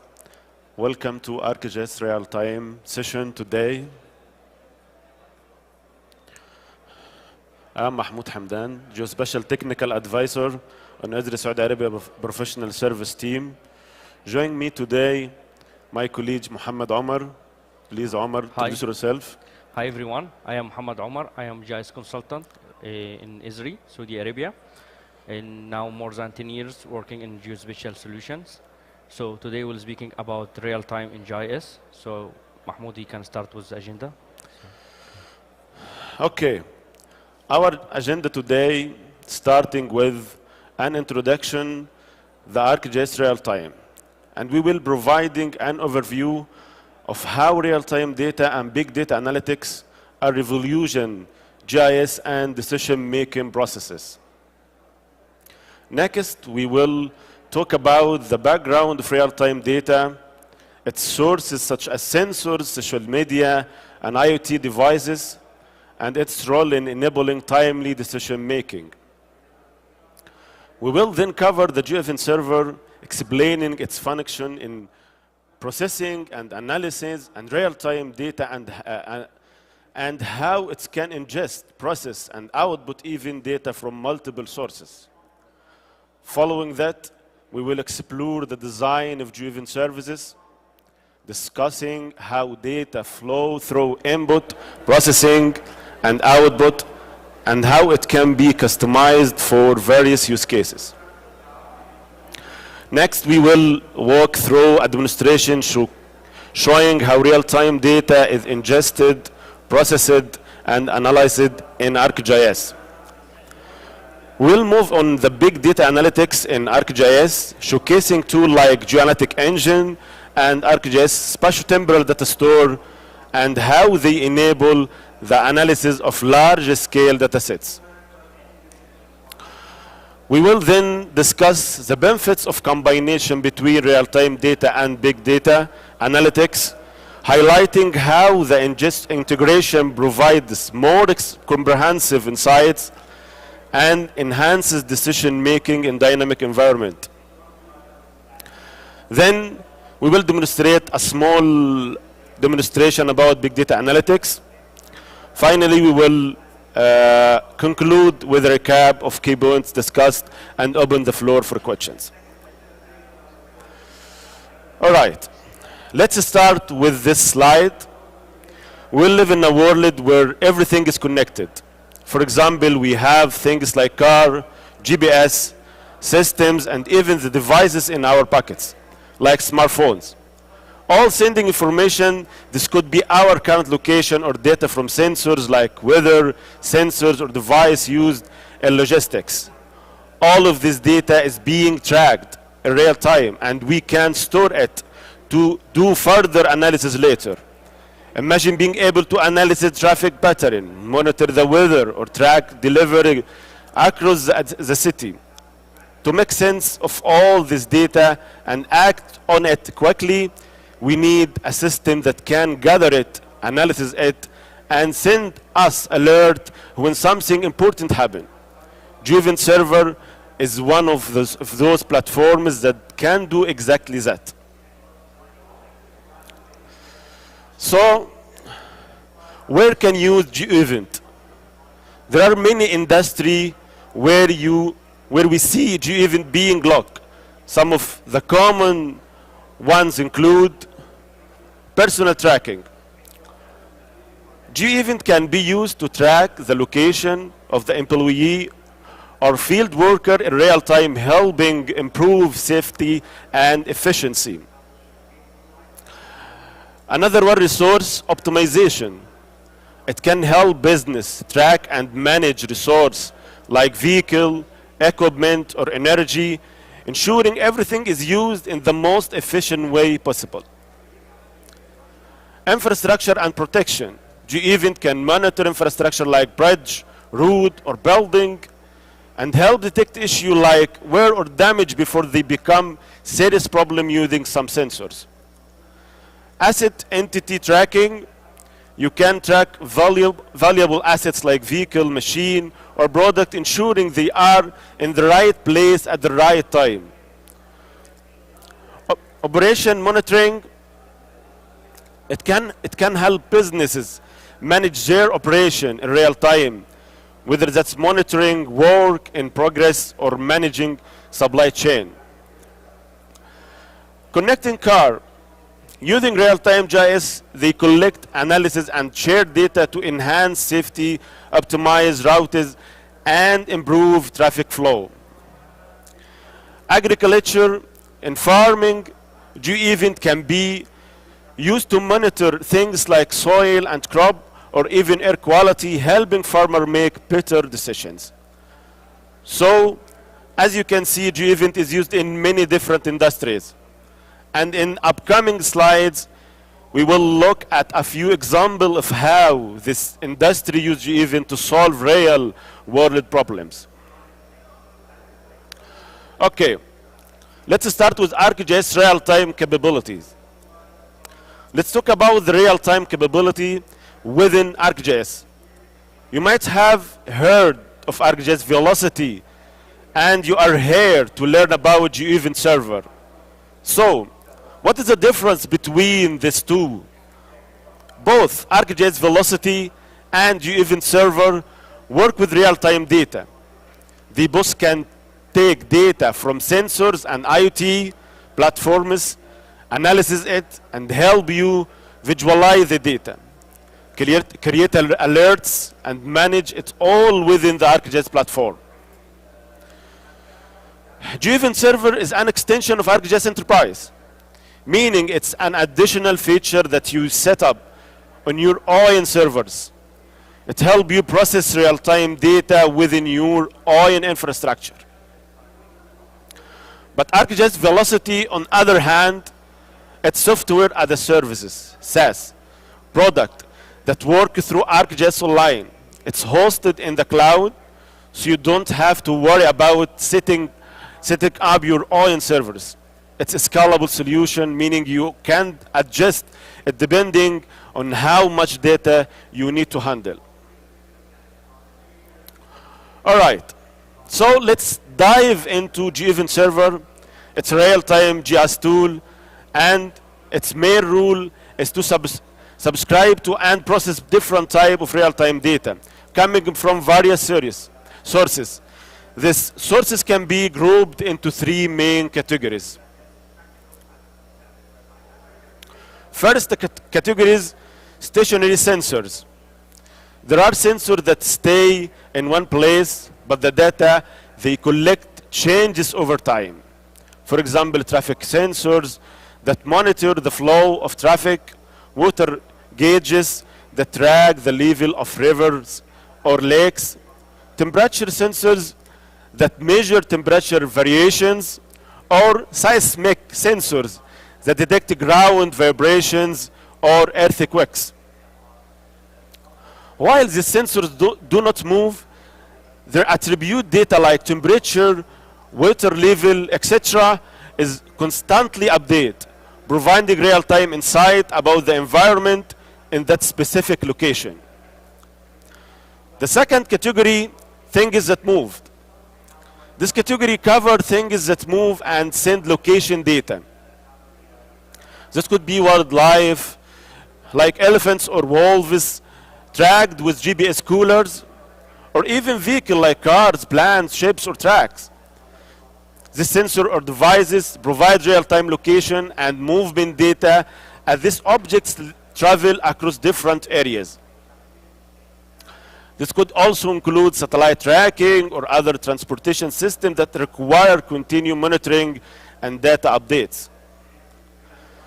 The third category, event data, refers to specific incidents or events that happen at particular time. This can be unique occurrences such as a crime, severe weather events like a storm or tornado, social media posts about ongoing event, accident, or even traffic incidents. This event may not be predictable, but they are recorded and tracked as they happen, allowing you to react to them in real time. In summary, GeoEvent Server can handle a wide range of data types, from stationary sensors to moving object to specific events, and process them all in real time to help organizations make quick, informed decisions based on what is happening at the exact moment. Great. And briefly, we will talk about the GeoEvent Server introduction. We help our clients solve problems using GeoEvent Server. We focus on understanding the challenges they face and how GeoEvent can help address those issues. First, I'd like to ask, how do you plan to use GeoEvent? Are you using to subscribe to data feeds in a simple application where data is streaming in real time? For example, are you tracking moving objects like chips or vehicle and using GeoEvent to follow their movement? Or maybe you are running some analytics like creating buffering around location. Another use case could be where you're bringing in multiple data feeds to power a dashboard that display real-time information. So, by asking these questions, we can better understand how GeoEvent will be used to solve the customer's specific needs, whether it's simple streaming data, complex analytics, or real-time dashboard. When I work with a customer, I like to start by asking a few key questions to understand what they are trying to design with GeoEvent. Let's talk about important questions. What are you designing? What is the goal or purpose of your project? Are you building a real-time monitoring system, a command center, or something for field team? What is needed?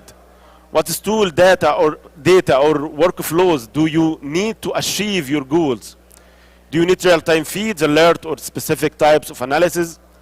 Who is going to be empowered? Who will benefit from this system? Is it for decision makers in a command center or are you enabling field teams to make faster and better decisions using real-time data? I also like to visualize the design process by drawing it out. This helps identify where the data will come from and how it will be used. All right. Let's start with one of the main capability of GeoEvent Server, ingesting data. Ingesting data means bringing information from various sources into GeoEvent and the ArcGIS platform. GeoEvent can connect to and process many types of data sources and many types of data streams, included API requests, sensor data such as GPS tracker, or weather station, or traffic cameras, IoT devices, IoT platforms where devices and sensors send continuous data updates. GeoEvent acts as a gateway, taking the different data feeds and integrating them into your GIS environment. This allows you to analyze, monitor, and visualize the data in real time, all within the ArcGIS platform. The next capability of GeoEvent Server is filtering data. This allows you to focus only on the information that is relevant to your needs, while ignore the rest. One way to filter data is through attribute filtering. Let's say you are monitoring real-time data from sensors and each data point is labeled with a color attribute such as blue, orange, or green. You should set up a filter so that only data points with the attribute blue and orange are allowed to pass through the system, while all other data points like green are discarded. This kind of filtering is incredibly useful when you need to reduce noise in your data by excluding irrelevant information. You want to trigger alert or action only for specific event or conditions. Another powerful type of filtering in GeoEvent Server is spatial filtering, which is based on the location and the spatial relationship of the data. By using geofences, a geofence is a defined area on a map, such a boundary of a city or work site or restricted zone. GeoEvent allow you to set up rules based on whether something is. Inside geofence, for example, a delivered vehicle entering a customer's property could trigger a notification, or outside a geofence, if a vehicle leaves a designated service area, an alert could be generated. GeoEvent can also filter data based on the spatial relationship beyond geofences, such as disjoint relationship, checking if a feature is not connected to another, such as a ship moving away from a predefined shipping lane. Crossing relationship, detecting when the moving object like vehicle or wildlife tracker crossing a specific boundary, such as entering a protected area. This kind of spatial filtering is useful for monitoring movement, enforcing rules, analysis, interaction between data. In addition to filtering, GeoEvent Server lets you process data using tools like Field Calculator and Field Mapper, which I use in almost every services. Field Calculator creates a new value or calculate data like speed or categorized metrics based on existing field. Field Mapper standardized and align field from different data sources, ensuring consistency across your workflows. Great. The GeoEvent Server also includes advanced processes like buffer creator. By generating a dynamic buffer around geometry in real time to monitor spatial relationships and proximity. Incident detector identifies when certain criteria are met, such as vehicle exceeding a speed limit or sensor reading crossing a threshold. Track gap detector alert when there is a distribution in data, such as vehicle or assets not reporting its location within a specific time frame. The next capability of GeoEvent Server is storing the data, which can be done in different ways depending on your needs. Relational geodatabase data is stored in a back end of feature services, which makes it easy to use for visualization, querying, and analysis in map and apps. Or in a spatial temporal big data store, the spatial temporal big data store enable archiving of high volume observation data, sustain high velocity right through pod, and can run across multiple machines. And how do you want to visualize this record? One efficient way is through a map services powered by spatial temporal big data store. This approach is particularly useful when dealing with a large volume of data. For example, when the number of data points become very high, the map transition into binning or aggregation. Binning groups individual data point into cluster or grids, making it easier to visualize pattern without overwhelming the map with excessive details. This capability is ideal for high density data, highlighting trends. Using this visualization method, ensuring that your map remain clear and informative, even when working with big data in real time. Another way to visualize your result is by using streaming services. These are particularly useful in scenarios where data changes rapidly, such as tracking vehicle or aircraft. It's delivered data to client with minimal delay, enabling real-time visualization. Stream services are an essential tool for applications require live monitoring and immediate insights into rapidly evolving situation.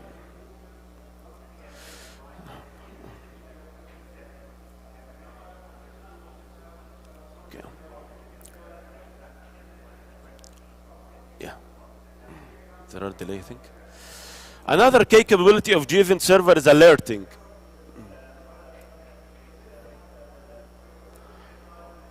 This allows you to set up notification when certain conditions are met. For example, if a sensor or assets enter or exit a predefined area of interest, you can trigger an alert. This alert can be in the form of email or SMS or other notifications type to keep stakeholder informed. This capability ensures that you can respond immediately to important event without having to constantly monitor the system manually. Okay, here's a typical deployment pattern for ArcGIS GeoEvent Server, showcasing best practice for optimal performance. First, should have base ArcGIS, first type of deployment pattern, the base ArcGIS Enterprise deployment.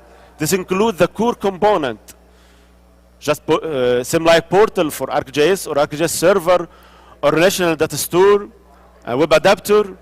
This element handle user management, content hosting, and data storage. Then adding GeoEvent Server must be installed on a separate machine with a connector ArcGIS Server underneath it, as GeoEvent require this to function properly. Optionally, adding a special temporary big data store if there are a need to manage large volume of real-time data. The special temporal big data store should be deployed on its own dedicated machine. Great. So now my colleague Omar will talk about the GeoEvent server design, service design. Thank you, Mahmoud. Hi, everyone. So, all right. We already take a brief about this GeoEvent. Now we'll go deeply technical about how we can design the GeoEvent service design and what is the best practice for this GeoEvent services, and before diving into the demo. So let's speaking about now, if you are familiar with a model builder or ArcGIS data interoperability, the process in GeoEvent is very similar to that. You will work with input, processes, and filters to manage your data. The design follows left to right flow, where data moves sequentially through each step. This makes it is for you who's using the visualizing workflow to ensure logical progress to the raw data to actionable output. So now we having, let's say, speaking about the inputs. Here we having some example about the input, process, filters, and output. You can see with GeoEvent, if you are having for the input GeoEvent supporting optional like pulling data from ArcGIS Server, working with files or web protocols, JSON, GeoJSON, and RSS. You can also receiving messages from external systems such as browsing, sending JSON data, and handling WebSocket connections for real-time data stream. For advanced use case, you can integrate with IoT system like Kafka for high-speed data. To augment this capability, GeoEvent including add-ons available in the gallery hosted in ArcGIS Online. This gallery contains connectors to tool and developed by Esri and partners, which allow you to extend GeoEvent functionality and easily to adapt this according to your workflow. Second one, we having this filters. Attribute filter and special filter let you focus on specific data based on attribute or location. A useful tool is choose operation which acted like if-else statement. For example, if option 1 sending data here, or if option 2 sending data there, else handling it differently. This also a variety of procedures available, while specific industry may use different one. Some commonly used one includes field mappers and field calculator for organization and transformation data, buffer for spatial proximity analysis, geotag for attaching location information to data, This tool allows you to customize workflow and adapt GeoEvent services to meet different needs. Let's go through the output available in GeoEvent. You can adapt feature in your GIS, sending emails, instant message, and text alert, notify stakeholders. Data can be written in file sockets and special temporary big data store for handling large data efficiently. For IT systems, Kafka is using for integration with other business systems if you are tracking some movement objects, streaming services, or asset, or ideal for real-time updates. You can also sending data to website sockets, and also you can using the variety of GeoEvent add-ons gallery in ArcGIS Online. Here you having the full overview about the capability of all GeoEvent summarizing in one slide. This is the all details. Okay. So, how you design an efficient GeoEvent surface? The key is to keep it simple and streamlined. Ideally, you want one main flow that is go from start to finish without unnecessary branches, minimum complexity, and too many branches or splitting can make the surface harder to manage or debug. Focus on clarity. Each step in this surface should be having a clear purpose, whether it is input process, filter, or output. By keeping straightforward, you can having this idea about very efficient straight line method in GeoEvent surfaces. For example, you can have one workflow with an input field mapper and filtering and using more advanced operations like field enricher.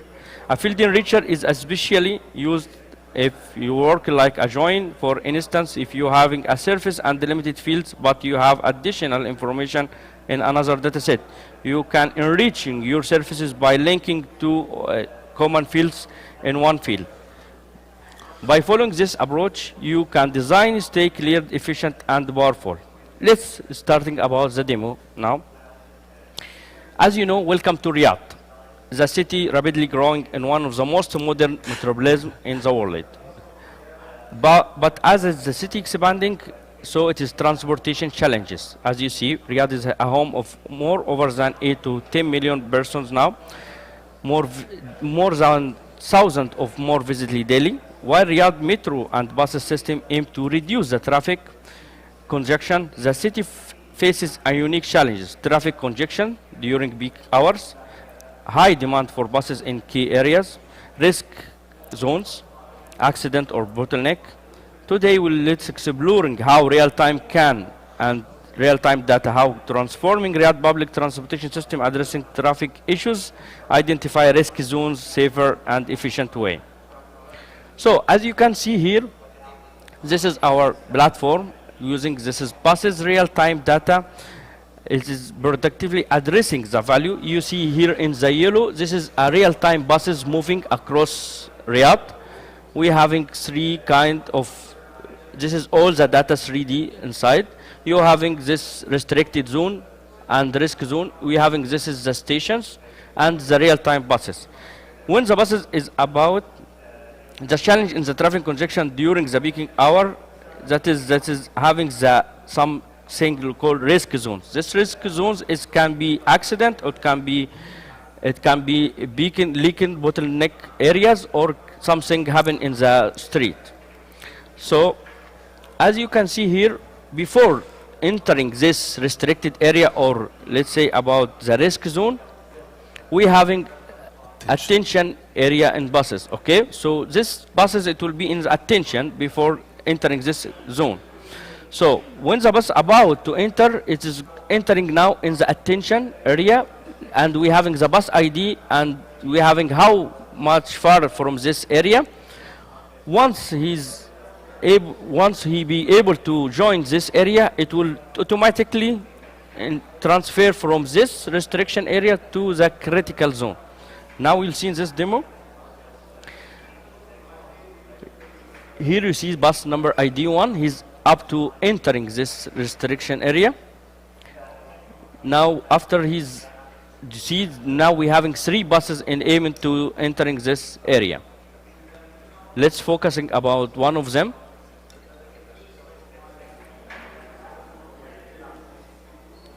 What you can see here now is entering the buses in critical zone. So we know that is now it will be delaying for the customer and the users for some time according to the cases what is happening in this critical zone. Now, as the bus is able to enter before 100 meters to enter the station, all the users can receiving alert notification on their mobile that is their transportation is ready. It will be able to join. Once you have seen now they have a delaying in this bus because he is still stuck in this critical zone. That means it will be delaying in the timeline, which means delaying it means money for a lot of, let's say, 50 passenger in this traffic.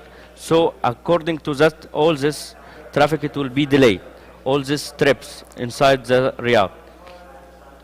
So additionally, to visualize this, we're having a donut chart which explaining the variety, providing a clear summary of the current situation. You can even click on this and specific bus and see more information.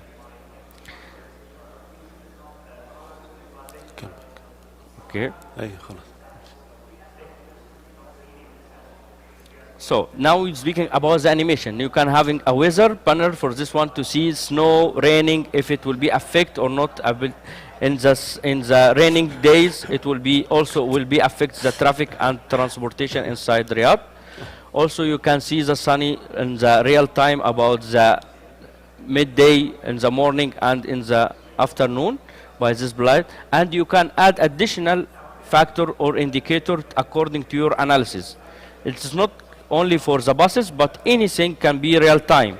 You can use it for ambulance, 911, or anything. Let's say if you have car, vehicles, buses, whatever business you have, we can real time and according to your business. Now we're speaking about how it will be look like in this one. As you see here, we're having this is a GeoEvent Manager. We're having the 3 main tabs. This will be the interface for the users. We're having 3 main: the Message Manager, Site, and Logs. When you are accessing this one, you can design the surfaces from here. You can put your input according to your business need. For in our case, it will be the buses event to collecting the data. Here you will see this is the GeoEvent, geofencing, and you can find these tags, all these filters and the field, which we're speaking when we are designing this field maps, okay? Now we are designing in this event, we can designing these zones, restrictions, and you can put it in data store if you will storing in big data, and also you put your input here, okay? It is very simple, it is not complicated as you see, but after you are familiar with it, it will be easier. Now how many sockets you have? The transportation layer, HTTPS, and you're having WebSocket, TBCB, UDP, all this according to your data feeder, okay? If you're having GPS, it will be a different. If you're having some IoT devices, it will be JSON. It is according to you. Now, as you see here, we are designing this one. It will putting the special reference and putting the protocol for this one, how it will be, let's say, designed, and how you're receiving your data for this one. You will seeing all the input data, and you can put it as a workflow. What you will see now is the most important thing here is for the adapter and transportation layer, and how it will be output from this workflow. Okay, let's go down. Yeah. So let's go now for the second one, for the GeoBus. Here you put in this one for the spatiotemporal data, for the data store, and for the big data. Why we need this one? We will need this one for storing the historical data in the future to make some analysis and statistics about this one. Okay. This is GeoFence. Yeah, so this one will using it to put about the restriction zone, about the entering and go outside from this one. You can define the data store from this one, and would it be stored in this register. This was whatever you having your data to be stored in the database.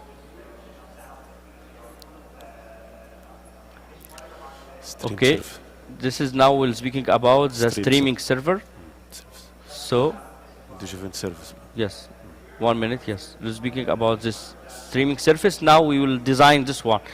As we're speaking about the model builder, now this is the same for the event surface, okay? You put the input and you define the output of these surfaces, where it will be hosted or will it be presented in the future, okay? You can use a custom application, you can use a web app builder, experience builder, whatever you are designing, but here you will find the designing of your surfaces. After that, you'll go for designing the other surfaces. Like here, you can define a full workflow about your data. It is very similar. It's just a widget. You can drag and drop whatever you want.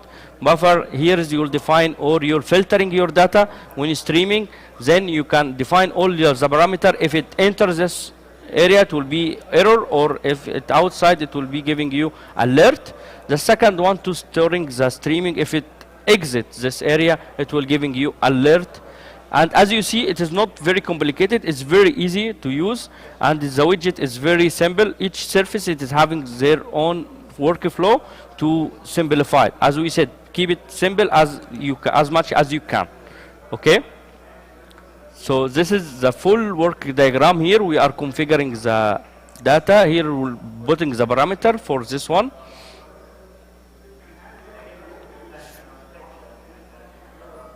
Defining all the fields.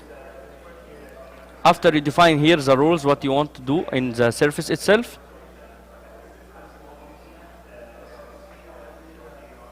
That's it. So this is the final one. You put this is the name of this everything, and you can go now for the final one.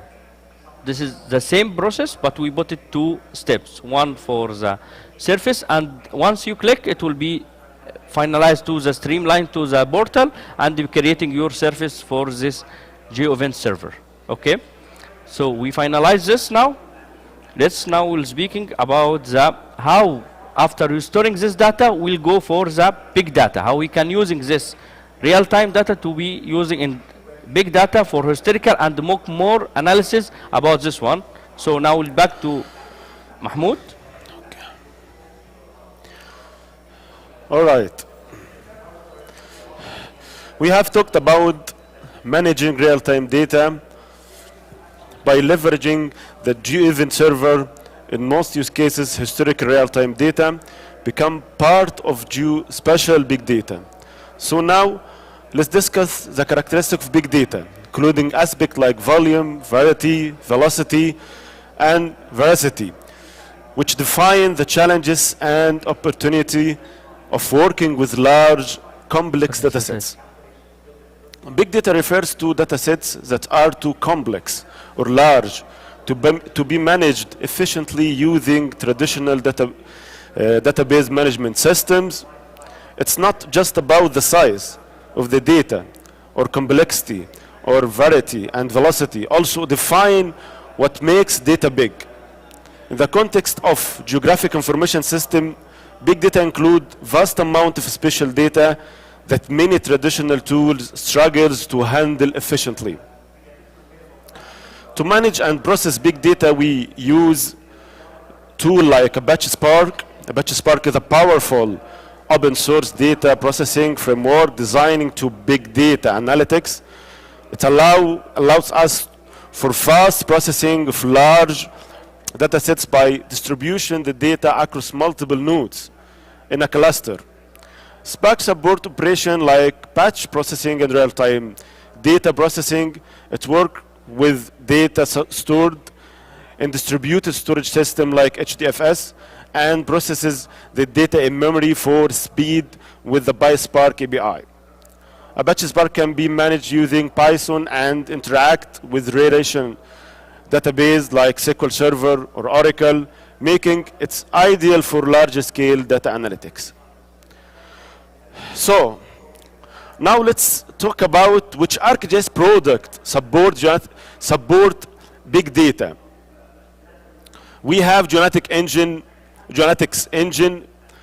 That product we discussed in ArcGIS Genetic Engine.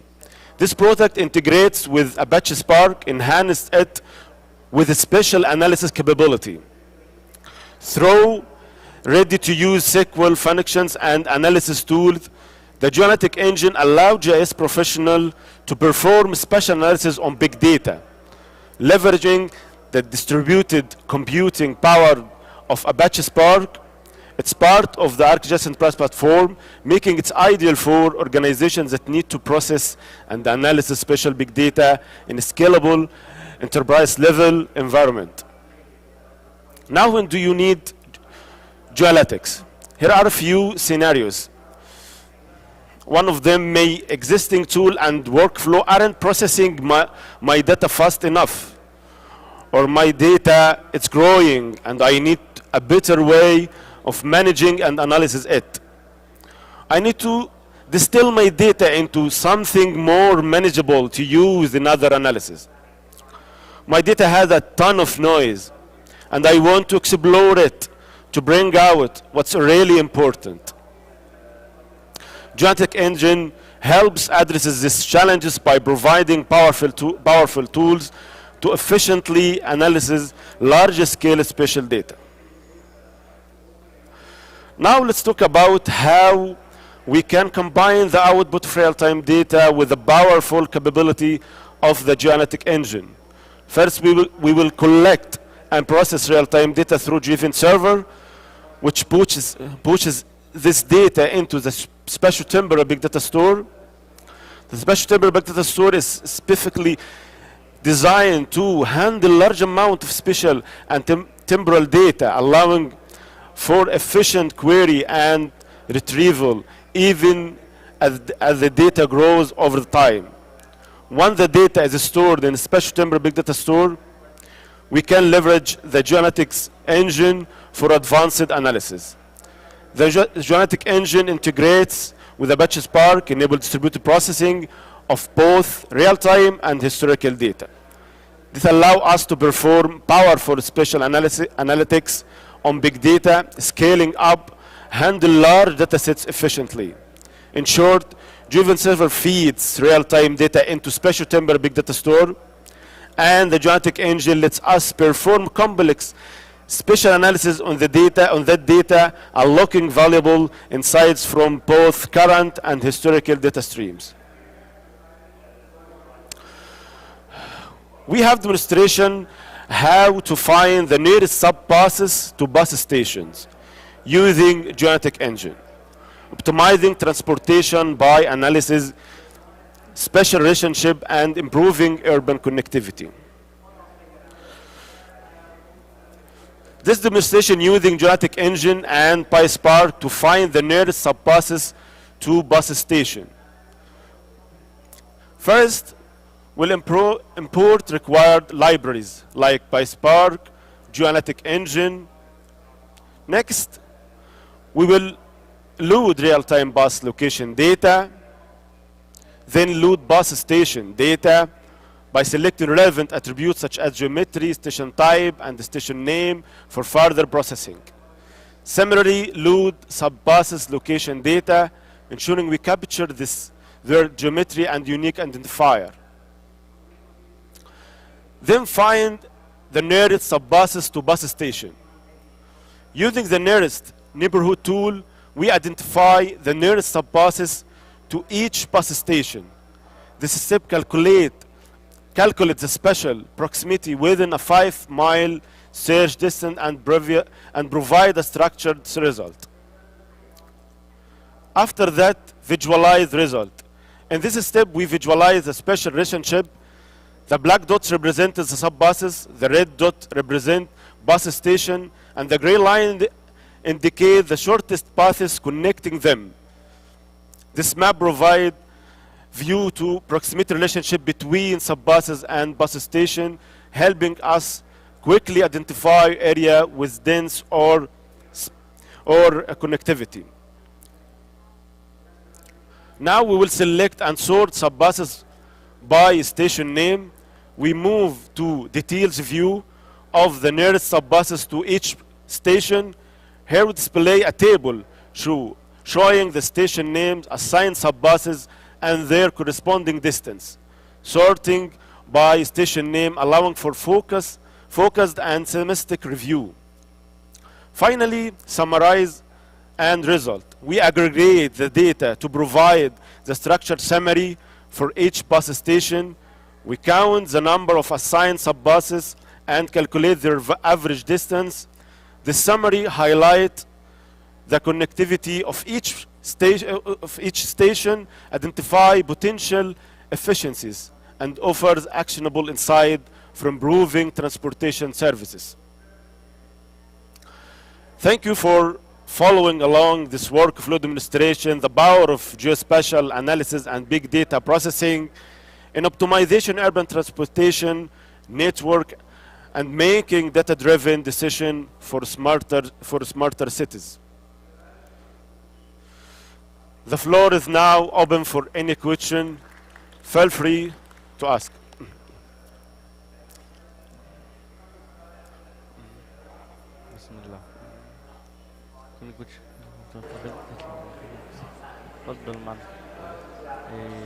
Any question? Hello. Any question, please? Sorry. I'm Faisal from Iraq. While I'm also working for public transportation, I'm asking about this system, if it's integrated with GTFS in real time, how would talk to integrated with what? GTFS, the standard schema of general transit transportation. Yeah. And I didn't understand what is it was the critical zone in the presentation. Yeah. The critical zone may be accident or bottleneck, something like that, and we can make it in real time also. It's or construction area. Or construction area, something like that. And there are attention before this critical area or critical zone. We can define using this attention area and using GeoEvent, this area, this passes or something like vehicle, it's enter to the attention area or in the critical zone, using the GeoEvent services that you design here in the GeoEvent Manager. No, we don't use this as one. This is just a demonstration. Just demonstration. And it's integrated with DARP, the application, the end user that they we can integrate it, but in this demo, it's a demo for us, not we not integrate with another agent. For now. Okay. Thank you. Thank you. Thank you very much. Any other question? Another question? No. Okay, inshallah. I think after this, after the event, we will share the information, the information, all information and presentation also. Sure. All right. All right. It's feedback time. Your valuable feedback. It's important for us. Please scan this barcode and share your thoughts. Thank you, everyone. Thank you so much. Thank you so much for attending. We hope this session was useful and insightful for you. Have a great day. Thank you.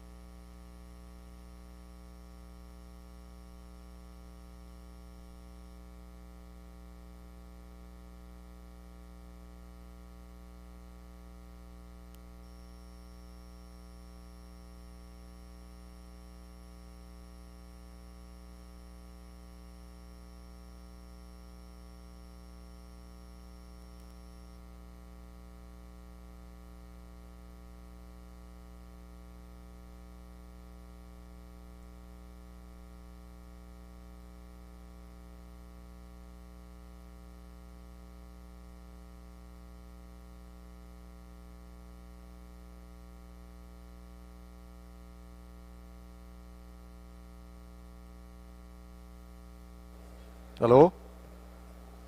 Test 1 1 1 1 2 3. صوت مسموع. Hello? Test test test test test test. Is it okay? Yes.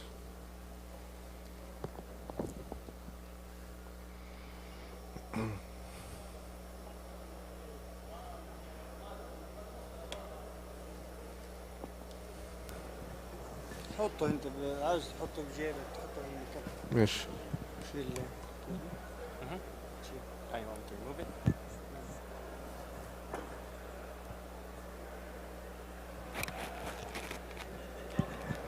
Sound.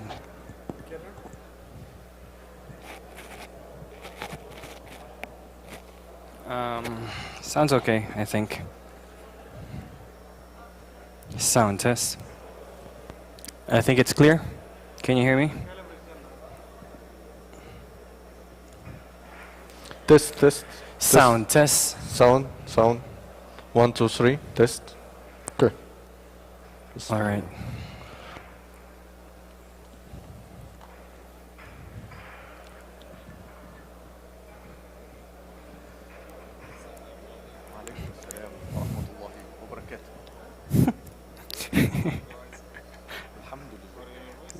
We can turn this off, right? Tension.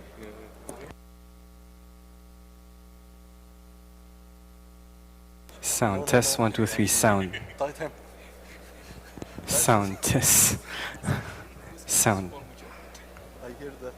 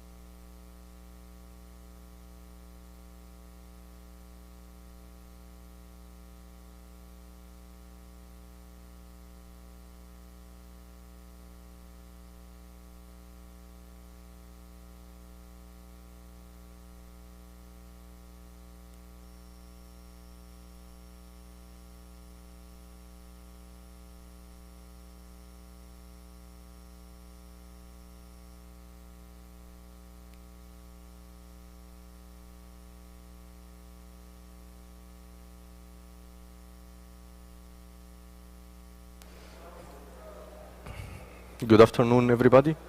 Let's have another couple of minutes and then we can start. Okay.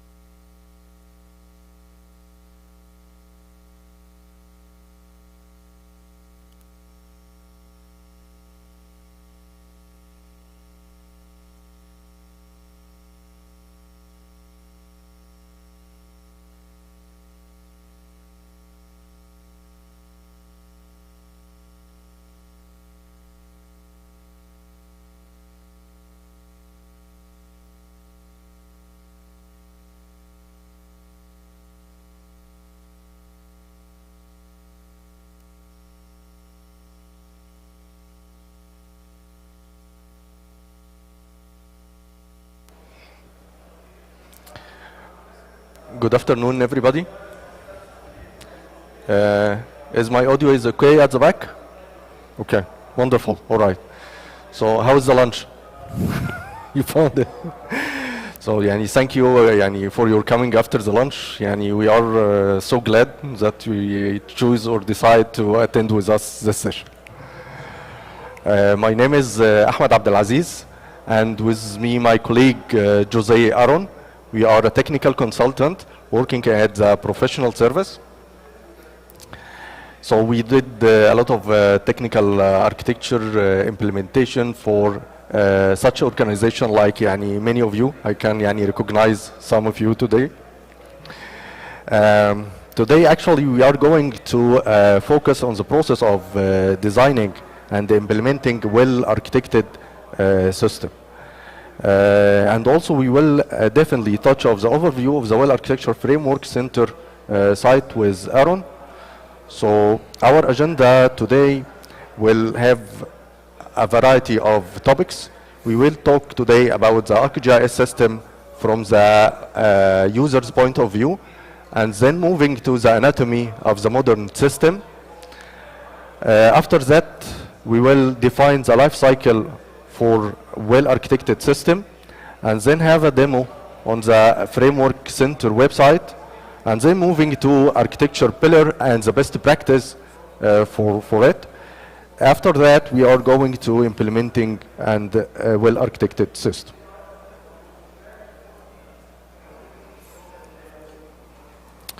I think we use word system. Sometimes we talk about ArcGIS as a system or ArcGIS system. When say that, we usually mean that ArcGIS is a collection of software, some component, technologies, and products that is designed for worker or user. And all this bounded by ArcGIS as a software. But actually, we wanted to talk today about the point of view, user's point of view. How they gonna to use our system, what is the use case they using, what is the functionality, workflow, and so on they want to do.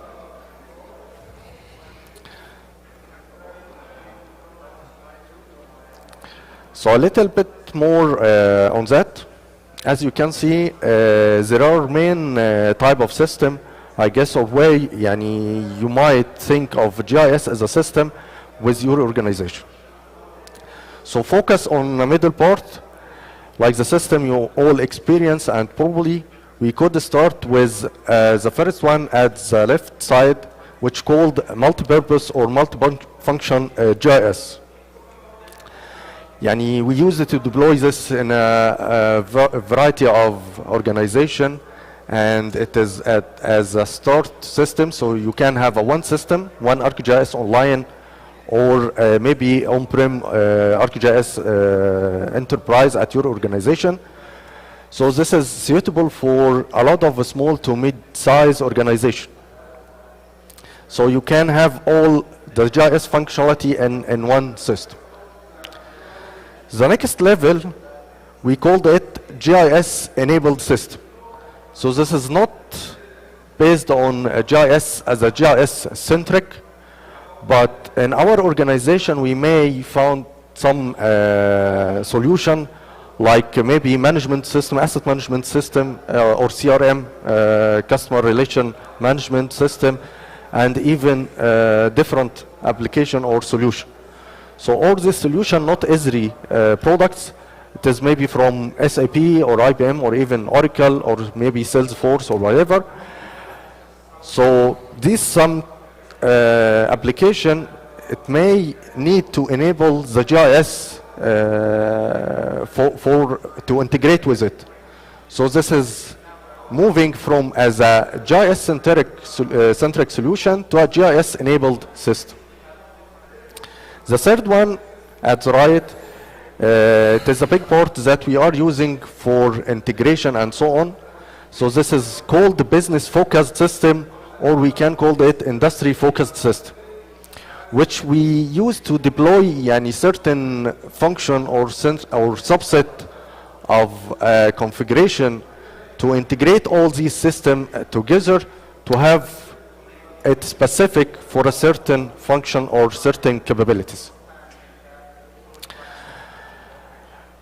And in this slide, just I want to paint a big picture of all the system we can think about it, starting from multifunction system, one system, and then going to the collaborative of system with each other. In this slide, I wanted to highlight on the anatomy of the modern GIS system, which start with the workflows. So the workflows here, it is mainly related to the user story, use cases we are defined, and the workflow for the daily or repetitive task. All these workflows is using some function based on application. And this application should be easily and accessible for the user and understandable. Then this application is getting their function or doing this function based on service, either from different service or based on the same solution. This service carries some data, and then all of these on the top of the infrastructure. This infrastructure is a combination of, as you know, hardware and software and network storage and so on. This could be on-prem or could be online or maybe using the Kubernetes.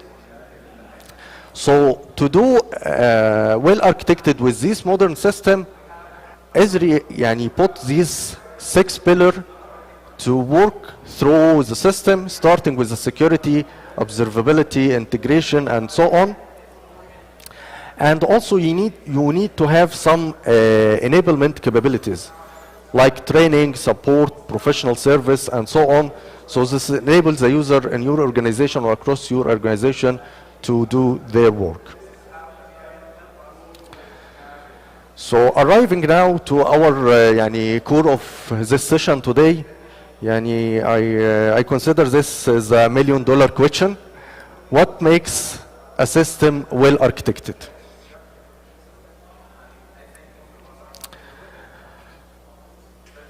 So the first thing, or we can call it the rule of thumb. You have to start and to stick to the business. So the business comes first. I know that most of us as technologies, or we can call us technologists. So we think at the beginning with the technology. We are thinking about the high-end technology, maybe cutting-edge technology, applying a state-of-art, and so on.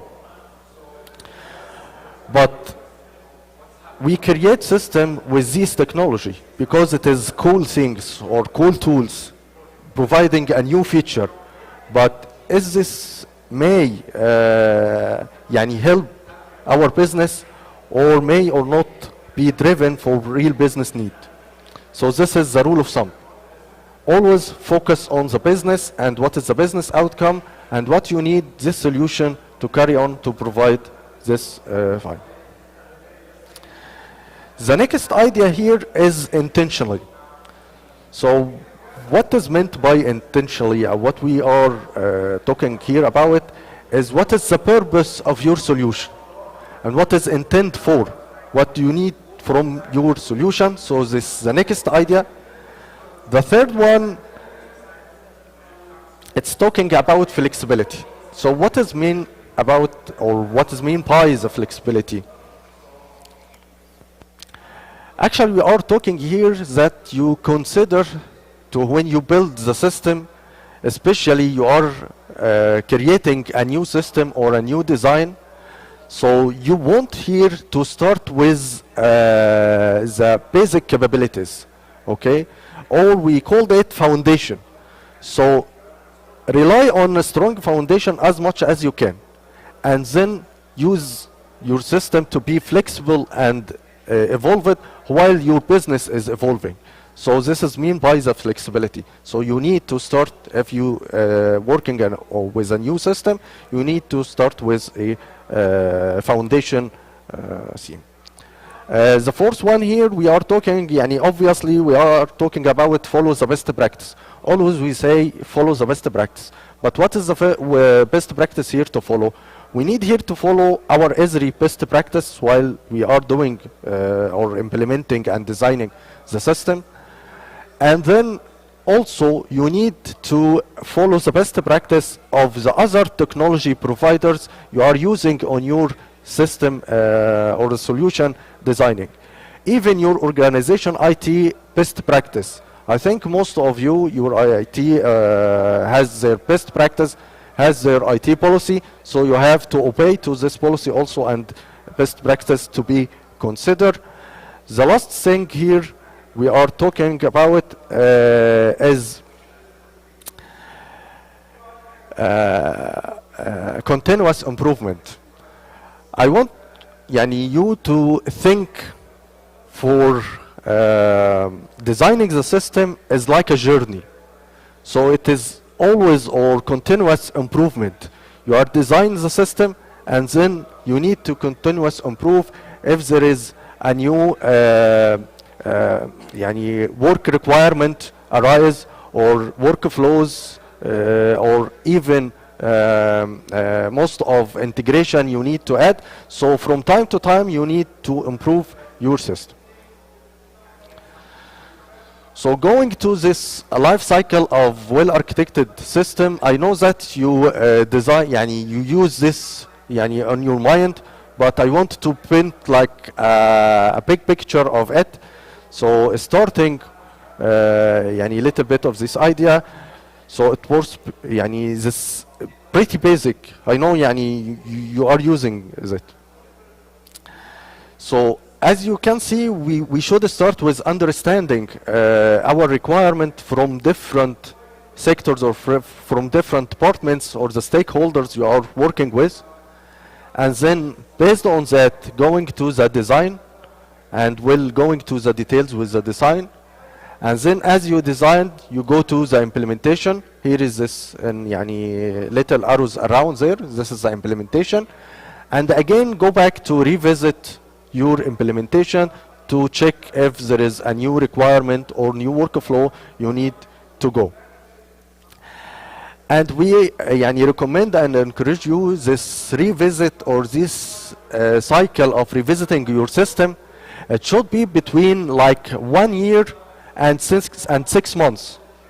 Don't leave it like every 5 years. I wanted to recheck my system. Is it as already as meant or as built from the beginning, or I want to do?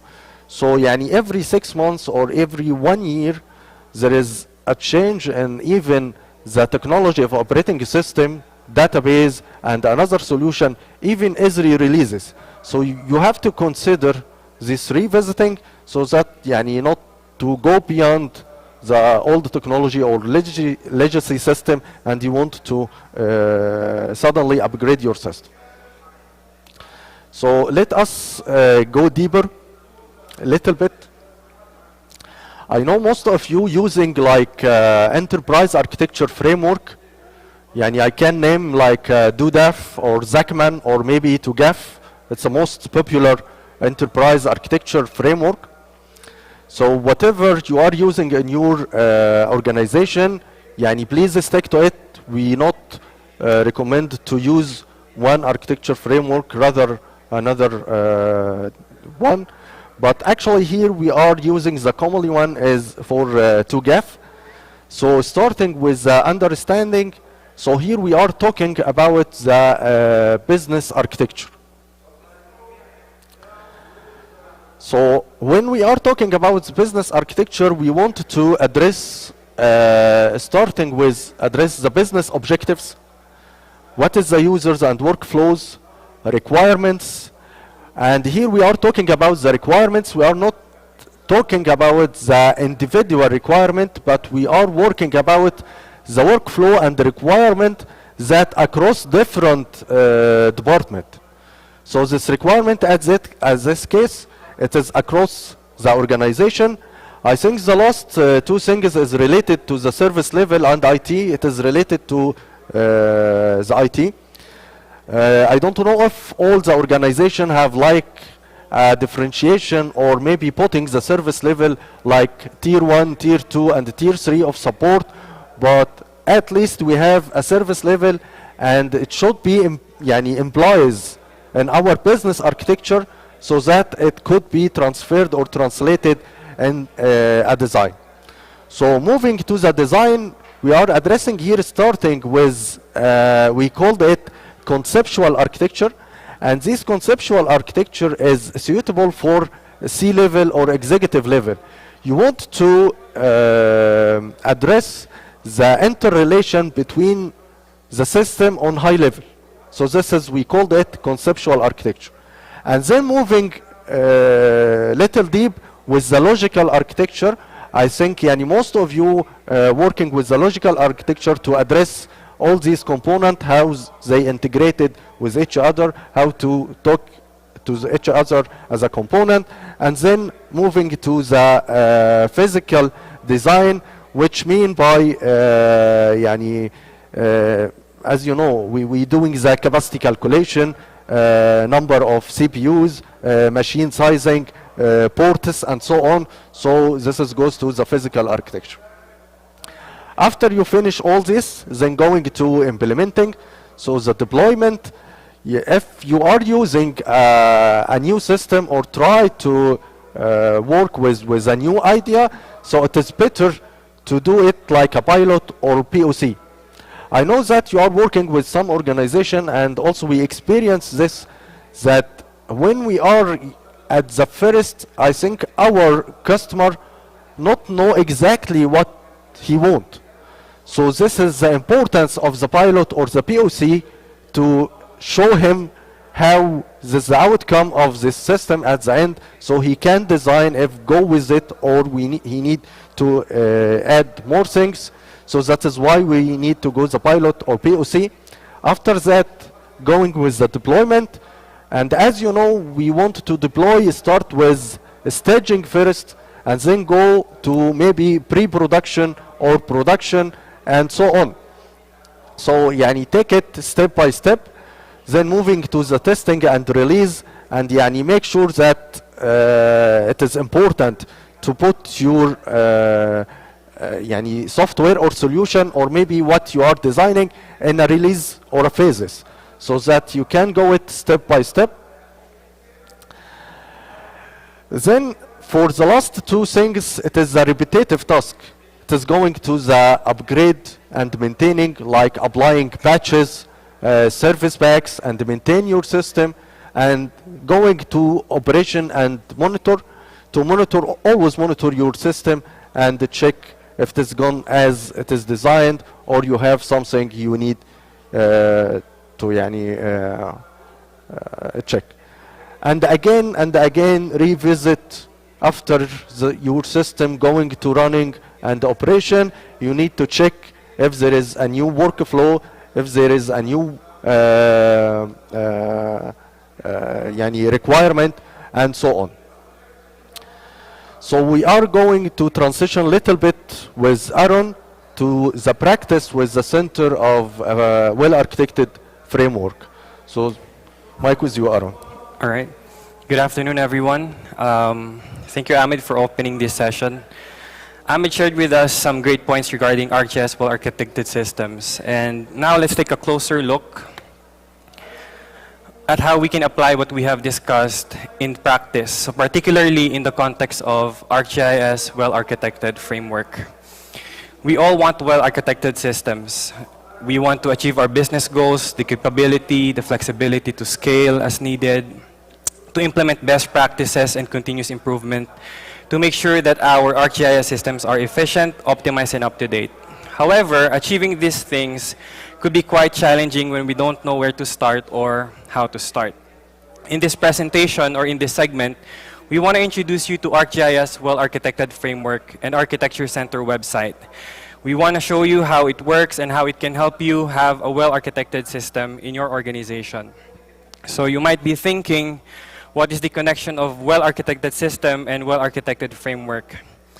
How many of you here loves to eat cake? Well, for me, I'm not a sweet tooth, but there are times where I taste a cake and I really appreciate it because of the taste, the texture, and the presentation. Now, we're still here in the user conference, and this is not a cooking show. I'm not gonna teach you how to bake cake, but I just wanna let you know that to put in a context of GIS and IT, well-architected framework is like a recipe of baking a cake. It provides the list of ingredients, also the step-by-step instruction on how we can have a baked cake that we can enjoy. On the other hand, the well-architected system that Ahmed was talking about is actually the end product. It's the cake itself. So when we talk about well-architected framework, it gives us a recipe, not just about the ingredients, but also the best practices or instruction guidelines that we can do so we can achieve what we want. For example, how many sugar, flour, eggs that we put in, and also the instruction of what do we put first before the other, and like heat level for X minutes. And then the well-architected system is like the baked cake. It's the actual result of everything we put in together so that we can have a good ArcGIS system in our organization. Being unable to follow the recipe could lead to uncooked, uneven, or worse, a burnt cake, and we don't want any of that. So similarly, we want to achieve a robust ArcGIS system. We want to have something that doesn't only meet our business needs, but actually something that is performing efficiently and as expected because of the investment we put into our ArcGIS system. So our Architecture Center website comes into the picture if we want to learn how we can have well-architected GIS systems in our organization. So introducing our Architecture Center website, the URL for it is architecture.arcgis.com, and it has been published on December 2023.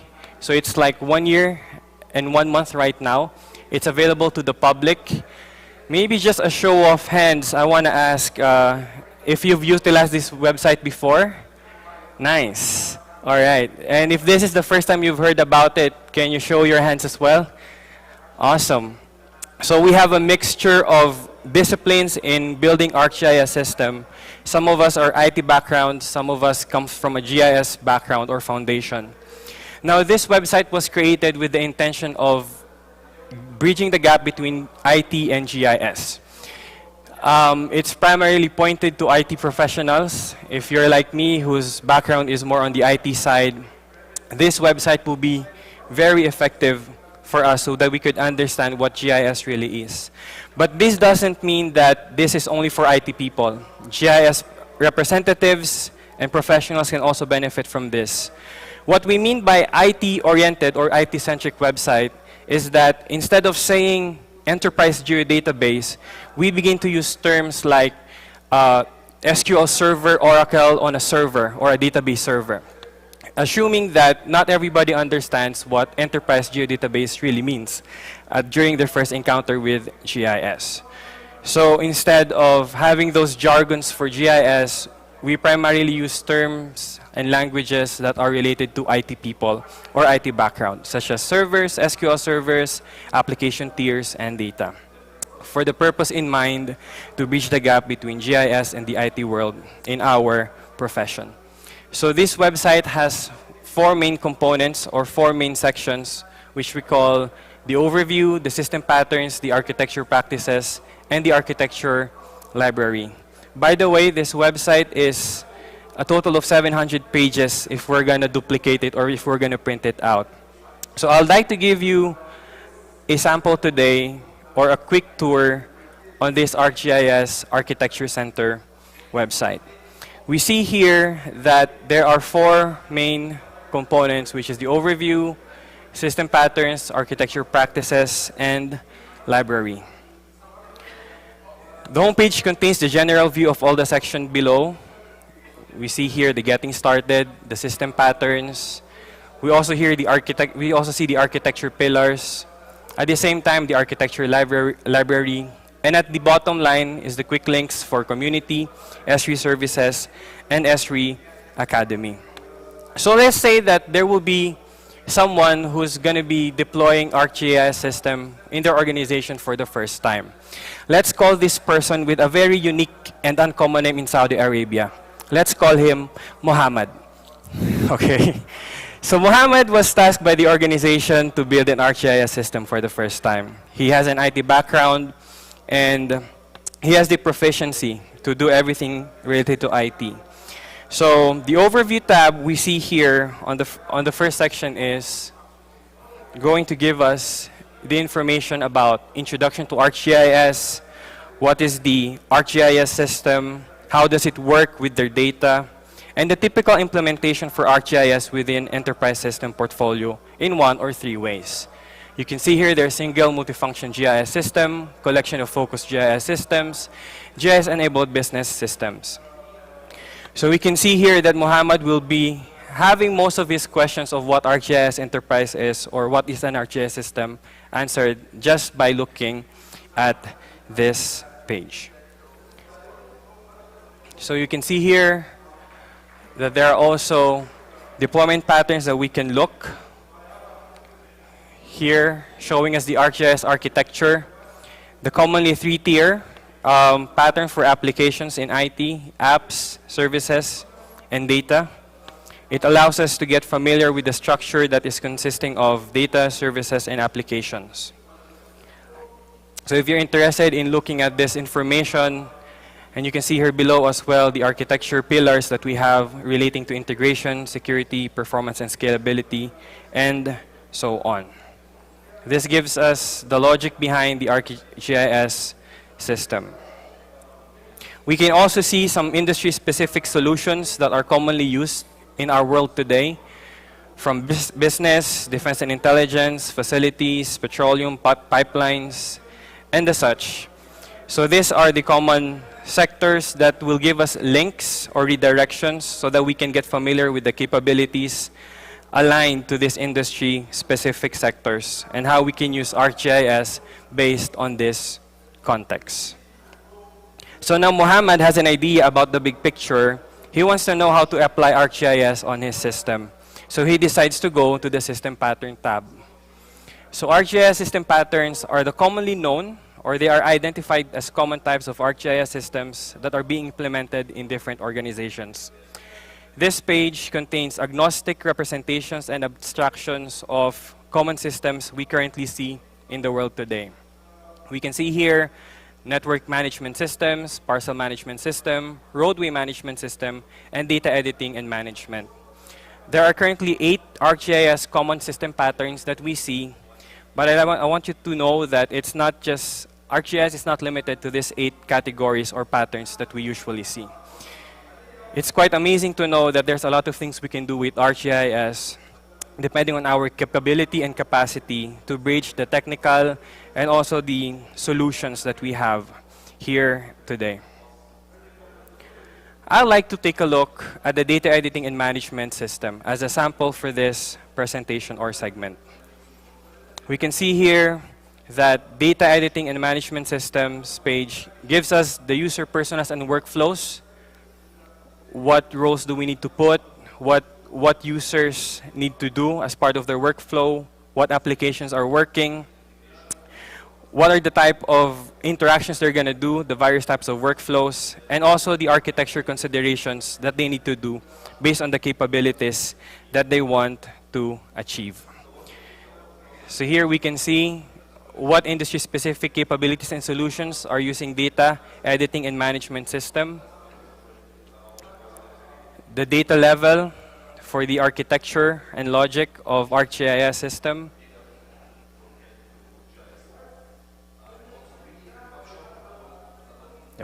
And then from here, we can see the deployment pattern for data editing management systems such as SAS, PAS, Windows, Linux, and Kubernetes. This includes the nitty-gritty details of the capabilities based on the deployment patterns we want to have. Now, we decide to go to the architecture practices. This is the architecture reference for the architecture pillars that we have.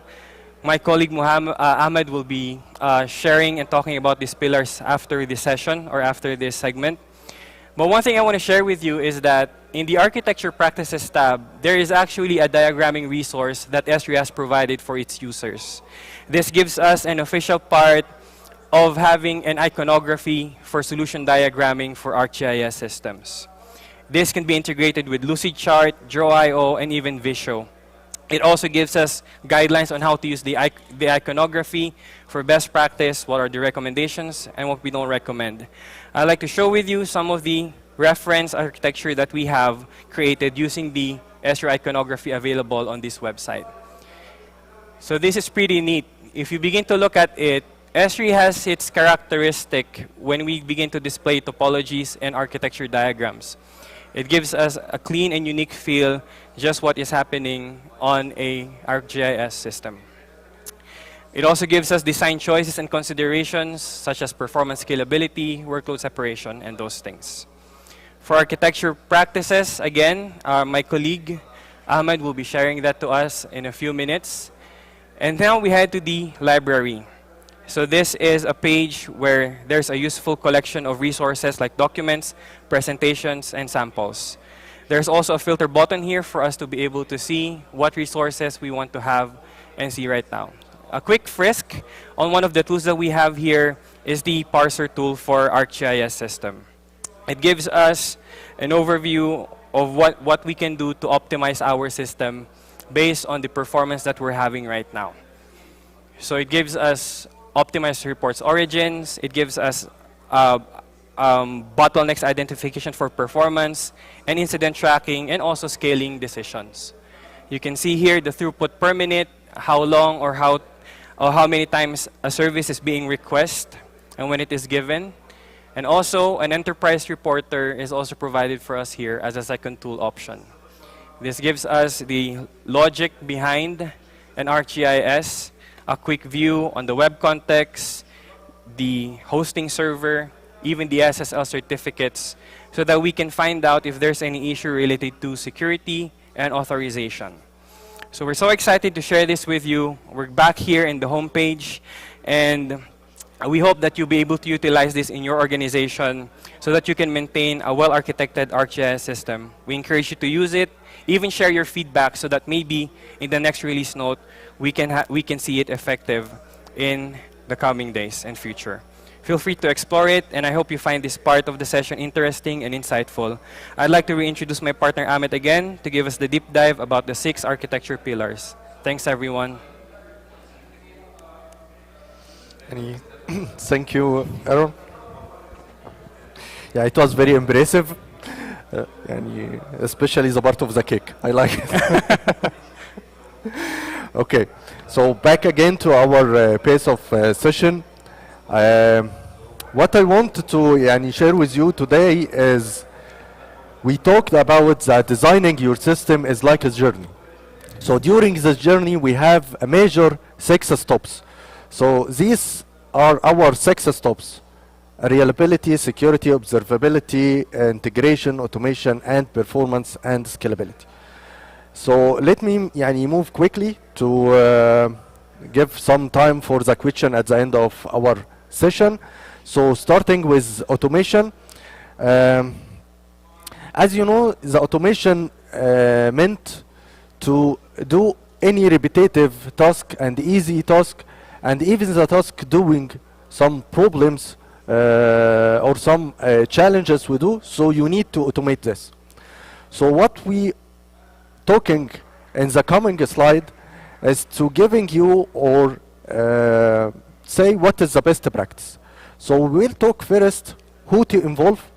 So your organization has different teams, and these teams with different functionality. So who to involve from them, and when to involve from them, and then what is the best practice to do with this. So at the first stop, it is important to involve certain group from different places, like starting with your engineers or DevOps, working with IAC infrastructure as a coding, and then if you have implementing on a cloud, so you need your cloud architects and even the business leads and the end user. When you need to involve them, you need to involve them early, while you are talking about the before designing, and then during designing workflow to identify which workflow to be automated, and also after the system implemented, so you got revisit your workflow again. For the best practice, you will find that we categorize in 2 groups. The first group with the check mark, it means that it is really clearly required for the system. And the second group about this bullet points, it is about the recommended. So the first area here is focusing about the opportunities. So you are looking of the workflow either take long time, have lots of problem, limited set of stuffs, so this you need to start with them. We also see a lot of systems that work to improve both productivity and the data workflow and the quality also through some tools like Arcade, Python, even Webhook, so you can use it at the automation stop. Then moving to the security.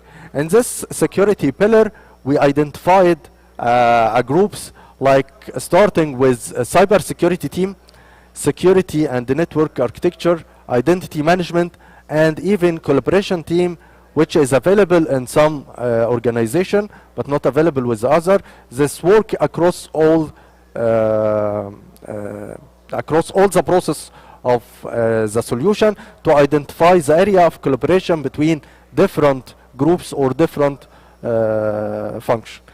When to involve them, for sure we need to involve the security team early, that make sure that we not apply something at the end of our journey we faced with this not be gonna be applied or facing some problems, and always continuous with identity risk and patches and updates.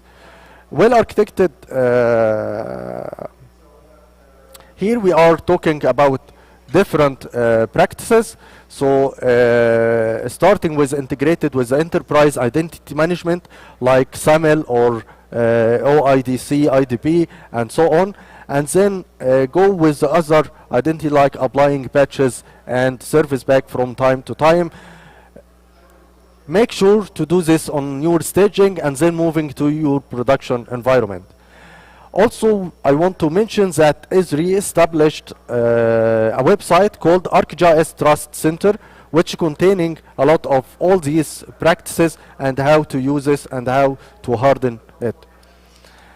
Then moving to the integration, why we use the integration as a third pillar? Because we don't need or we don't want to duplicate some functionality. So that is why we integrate with the different system from different point of view.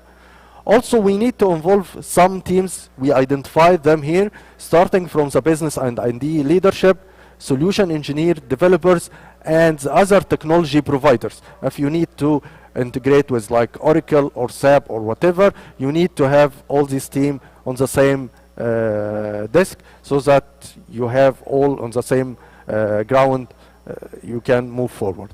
Also, you need to involve them early and during the designing and also after the implementation, and consider integration approach carefully, what you need to do, why you need to integrate this, and how you will integrate even through service or maybe the integration point and so on.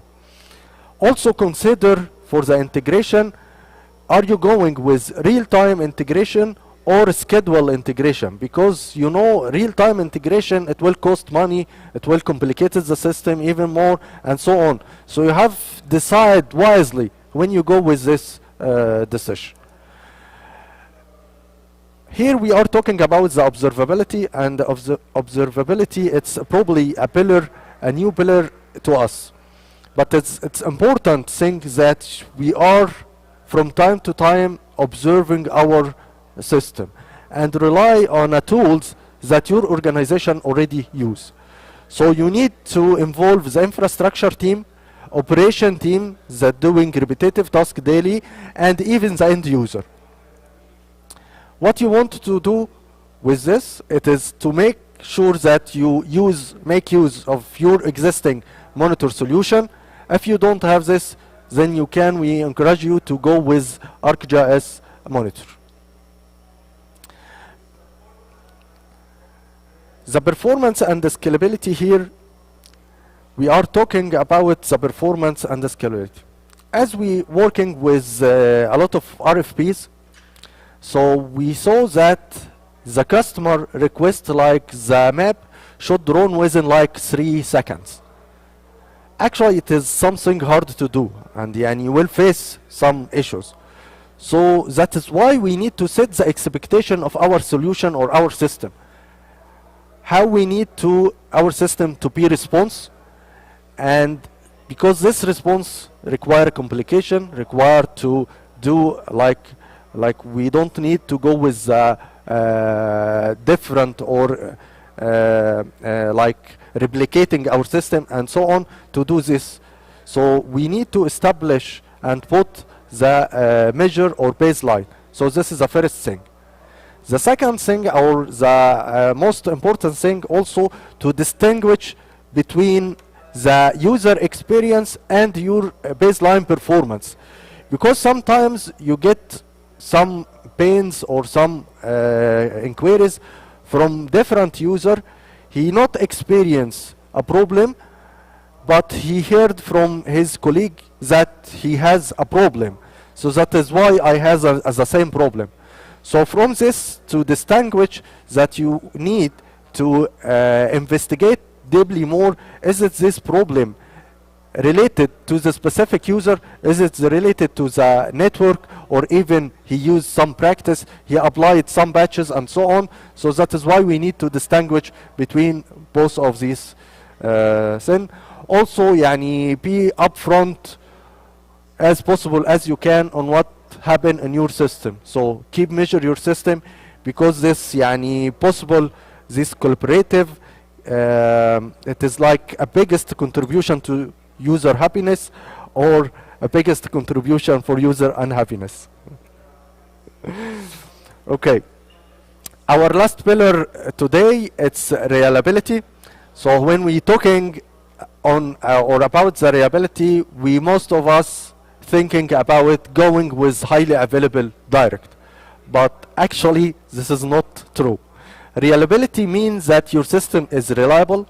You maybe have some backups, getting these backups of your storage or of your grid, so this is reliable. And also going to make like a load separation, to have different server role to do a different task or different service, so this is reliability. And then decide to go with highly available as your system need. It is not like when we talking about the reliability, so the first thing I think is highly available. So yani, let's take it one by one. Again, we need to involve the business owners, architects, and IT. Why we need to the IT and the infrastructure? Because when we going to design the system and give to the IT team at your organization, you face that they haven't the capability to do this, or even they haven't the resources or maybe afforded budget to do this. So that is why we need to involve all of these early as possible. Also, to identify the SLA you need your system to provide. So that is why also the reliability, it should rely on SLA and set the expectation. So going, I want to yani, make a wrap up. So again, we starting with understand our solution, our requirement from different department, put our user story or use cases, then going to the design, take it step by step, starting with the conceptual till going to the physical, and then going to the deployment and implementation. Start with POC and then going with the deployment. Make sure that you make test and release and upgrade and maintain and operation. Again, revisit this cycle every 6 to 1 year, not more than this. When going to implement this well architecture system, so it is going beyond the technology. As you can see, we going with the current state. This is our state. Maybe we have a solution right now, or maybe we need to start from the beginning. So this is defined as a current state, and then moving to the future state through all these steps. Start with architecture, process and planning, release management, and you need to train your people. Yani make it yani with a big bold. You need to train your people, skills, and also the end user to do this and how to do with this system. Extra mile on this yani slides, we are going to identify what is the right context to go through while you are doing your system design.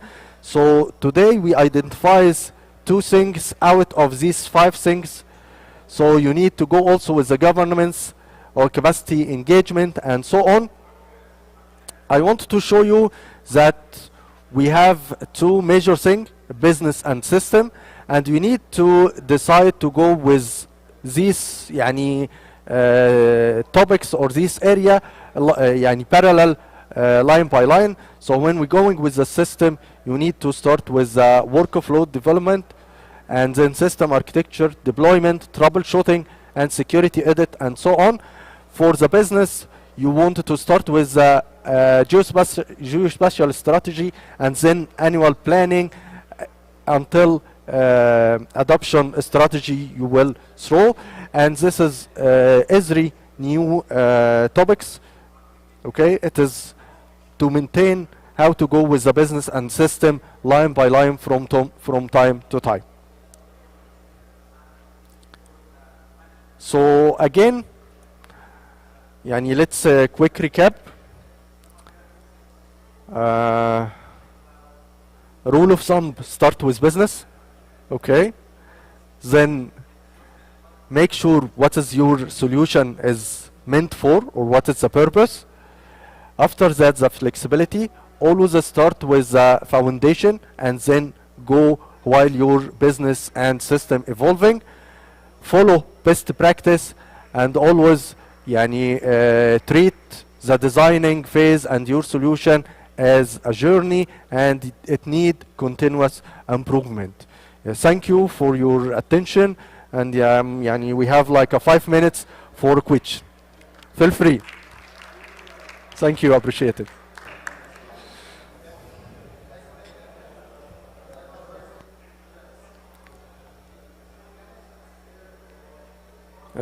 Question? Yes, please. Thank you very much. Thank you. Muhammad Saleh from New Space Group, GIS Administrator, Geo-Database Administrator. I have a question regarding to the reporting tool, which output of the Excel. What's the difference between reporting tool and ArcGIS Monitor? It giving the same output or the difference? Okay, this is a good question. Let me repeat your question again.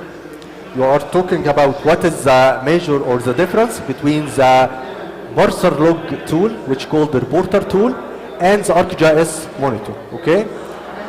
So first of all, the ArcGIS Monitor, it is a solution or application Esri provided. It keep monitor your system while it is running. And you put like a threshold and you measure either your infrastructure or the service. So you configure like a group, and then all these threshold, when arriving to a threshold, it gives you alerting or messaging or even send you an email. So you have like a dashboard, you configure it based on your requirement or needs, or even to upgrade, to report to the high management or even executive. So this is for monitor, okay? For the parser tool or parser log, it is actually designed to read from the log at the ArcGIS server, okay? So you can either run this tool, it is designed tool and available at the GitHub, and you can run this tool to read directly from your web server and underneath all the ArcGIS servers, or even you can target one node of them and give it which log directory to read from them. What you will find when this parcel tool working, it gives you like Excel sheet for a historical logs. So you can define it like a period of 2 days, maybe 2 hours, even 5 days, last month, and so on. So it reads all logs and give you like a statistics of that log. If you have like a different services, and these service could be categorized like a map service, feature service, geoprocessing service, and which time the service is used as a service time. You can also arrange by or check the average of this service time, who's consuming this service time, so that you can identify which of your service taking a lot of time more than usual, okay? Why we do this? For 2 things. The first thing, to maintain the current situation, and the second thing, if you design or decide to design a new architecture. So based on this tool, okay, you can identify which workflow you need to work precisely on it to maintain it before to migrate to the new or the target architecture, because if you migrate it as the same, you will facing usually the same issues with your current architecture. So I hope this is clearly. It's clear, thank you very much. Another question regarding to the performance. You know the number of users and number of service, it will be reflected on the performance of the system. So there is any tool from Esri that I can determine number of users and number of service and type of service, and give me the output of the what is the suggest or good specification for the environment, like number of servers or number of RAMs or number of cores. If this available tool that calculate Okay, thank recommended, you for your question. Let me repeat it again to make sure that I am correctly understanding. You are asking about a tool to calculate the number of service, the workflow, and how to decide the new or calculate the new infrastructure from the number of CPUs or cores, memory, and so on, and how to make it. So also we have two tools you have to use. The first tool, it's log parser. So based on the log parser, it is actually calculate the actual service time based on real workflow. So this is the first part of our exercise. The second part of exercise, Esri provided, I don't know if you hear, I'm sure you hear about the capacity planning tool and the designer tool. It's starting from the 90s and even the last one at the 20s.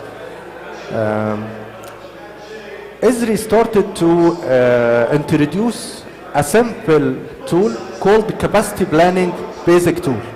So this capacity planning basic tool, it's calculated or pre-calculated for essential or basic workflows, and we can use this tool after having a proper training on it, how to use this Excel tool to put a new workflows. So let's say we have a workflow of editing, workflow of printing, and workflow even for reporting and so on, and dashboard. So put all this workflow and define it, and then use which number of service and so on, put number of users or even transaction per hour. We call that throughput, it's transaction per hour. And based on that, we got the calculated of the minimum number of cores to fulfill this workflow. So using this as a basic tool is the first step to do our architecture. Okay, thank you very much. Thank you, appreciate it. Any question?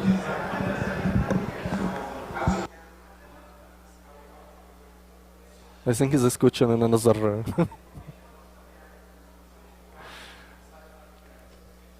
Okay.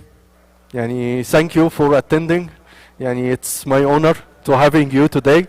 I appreciate it. And let's keep contacting. This is my contacts. So feel free to approach me anytime. Thank you.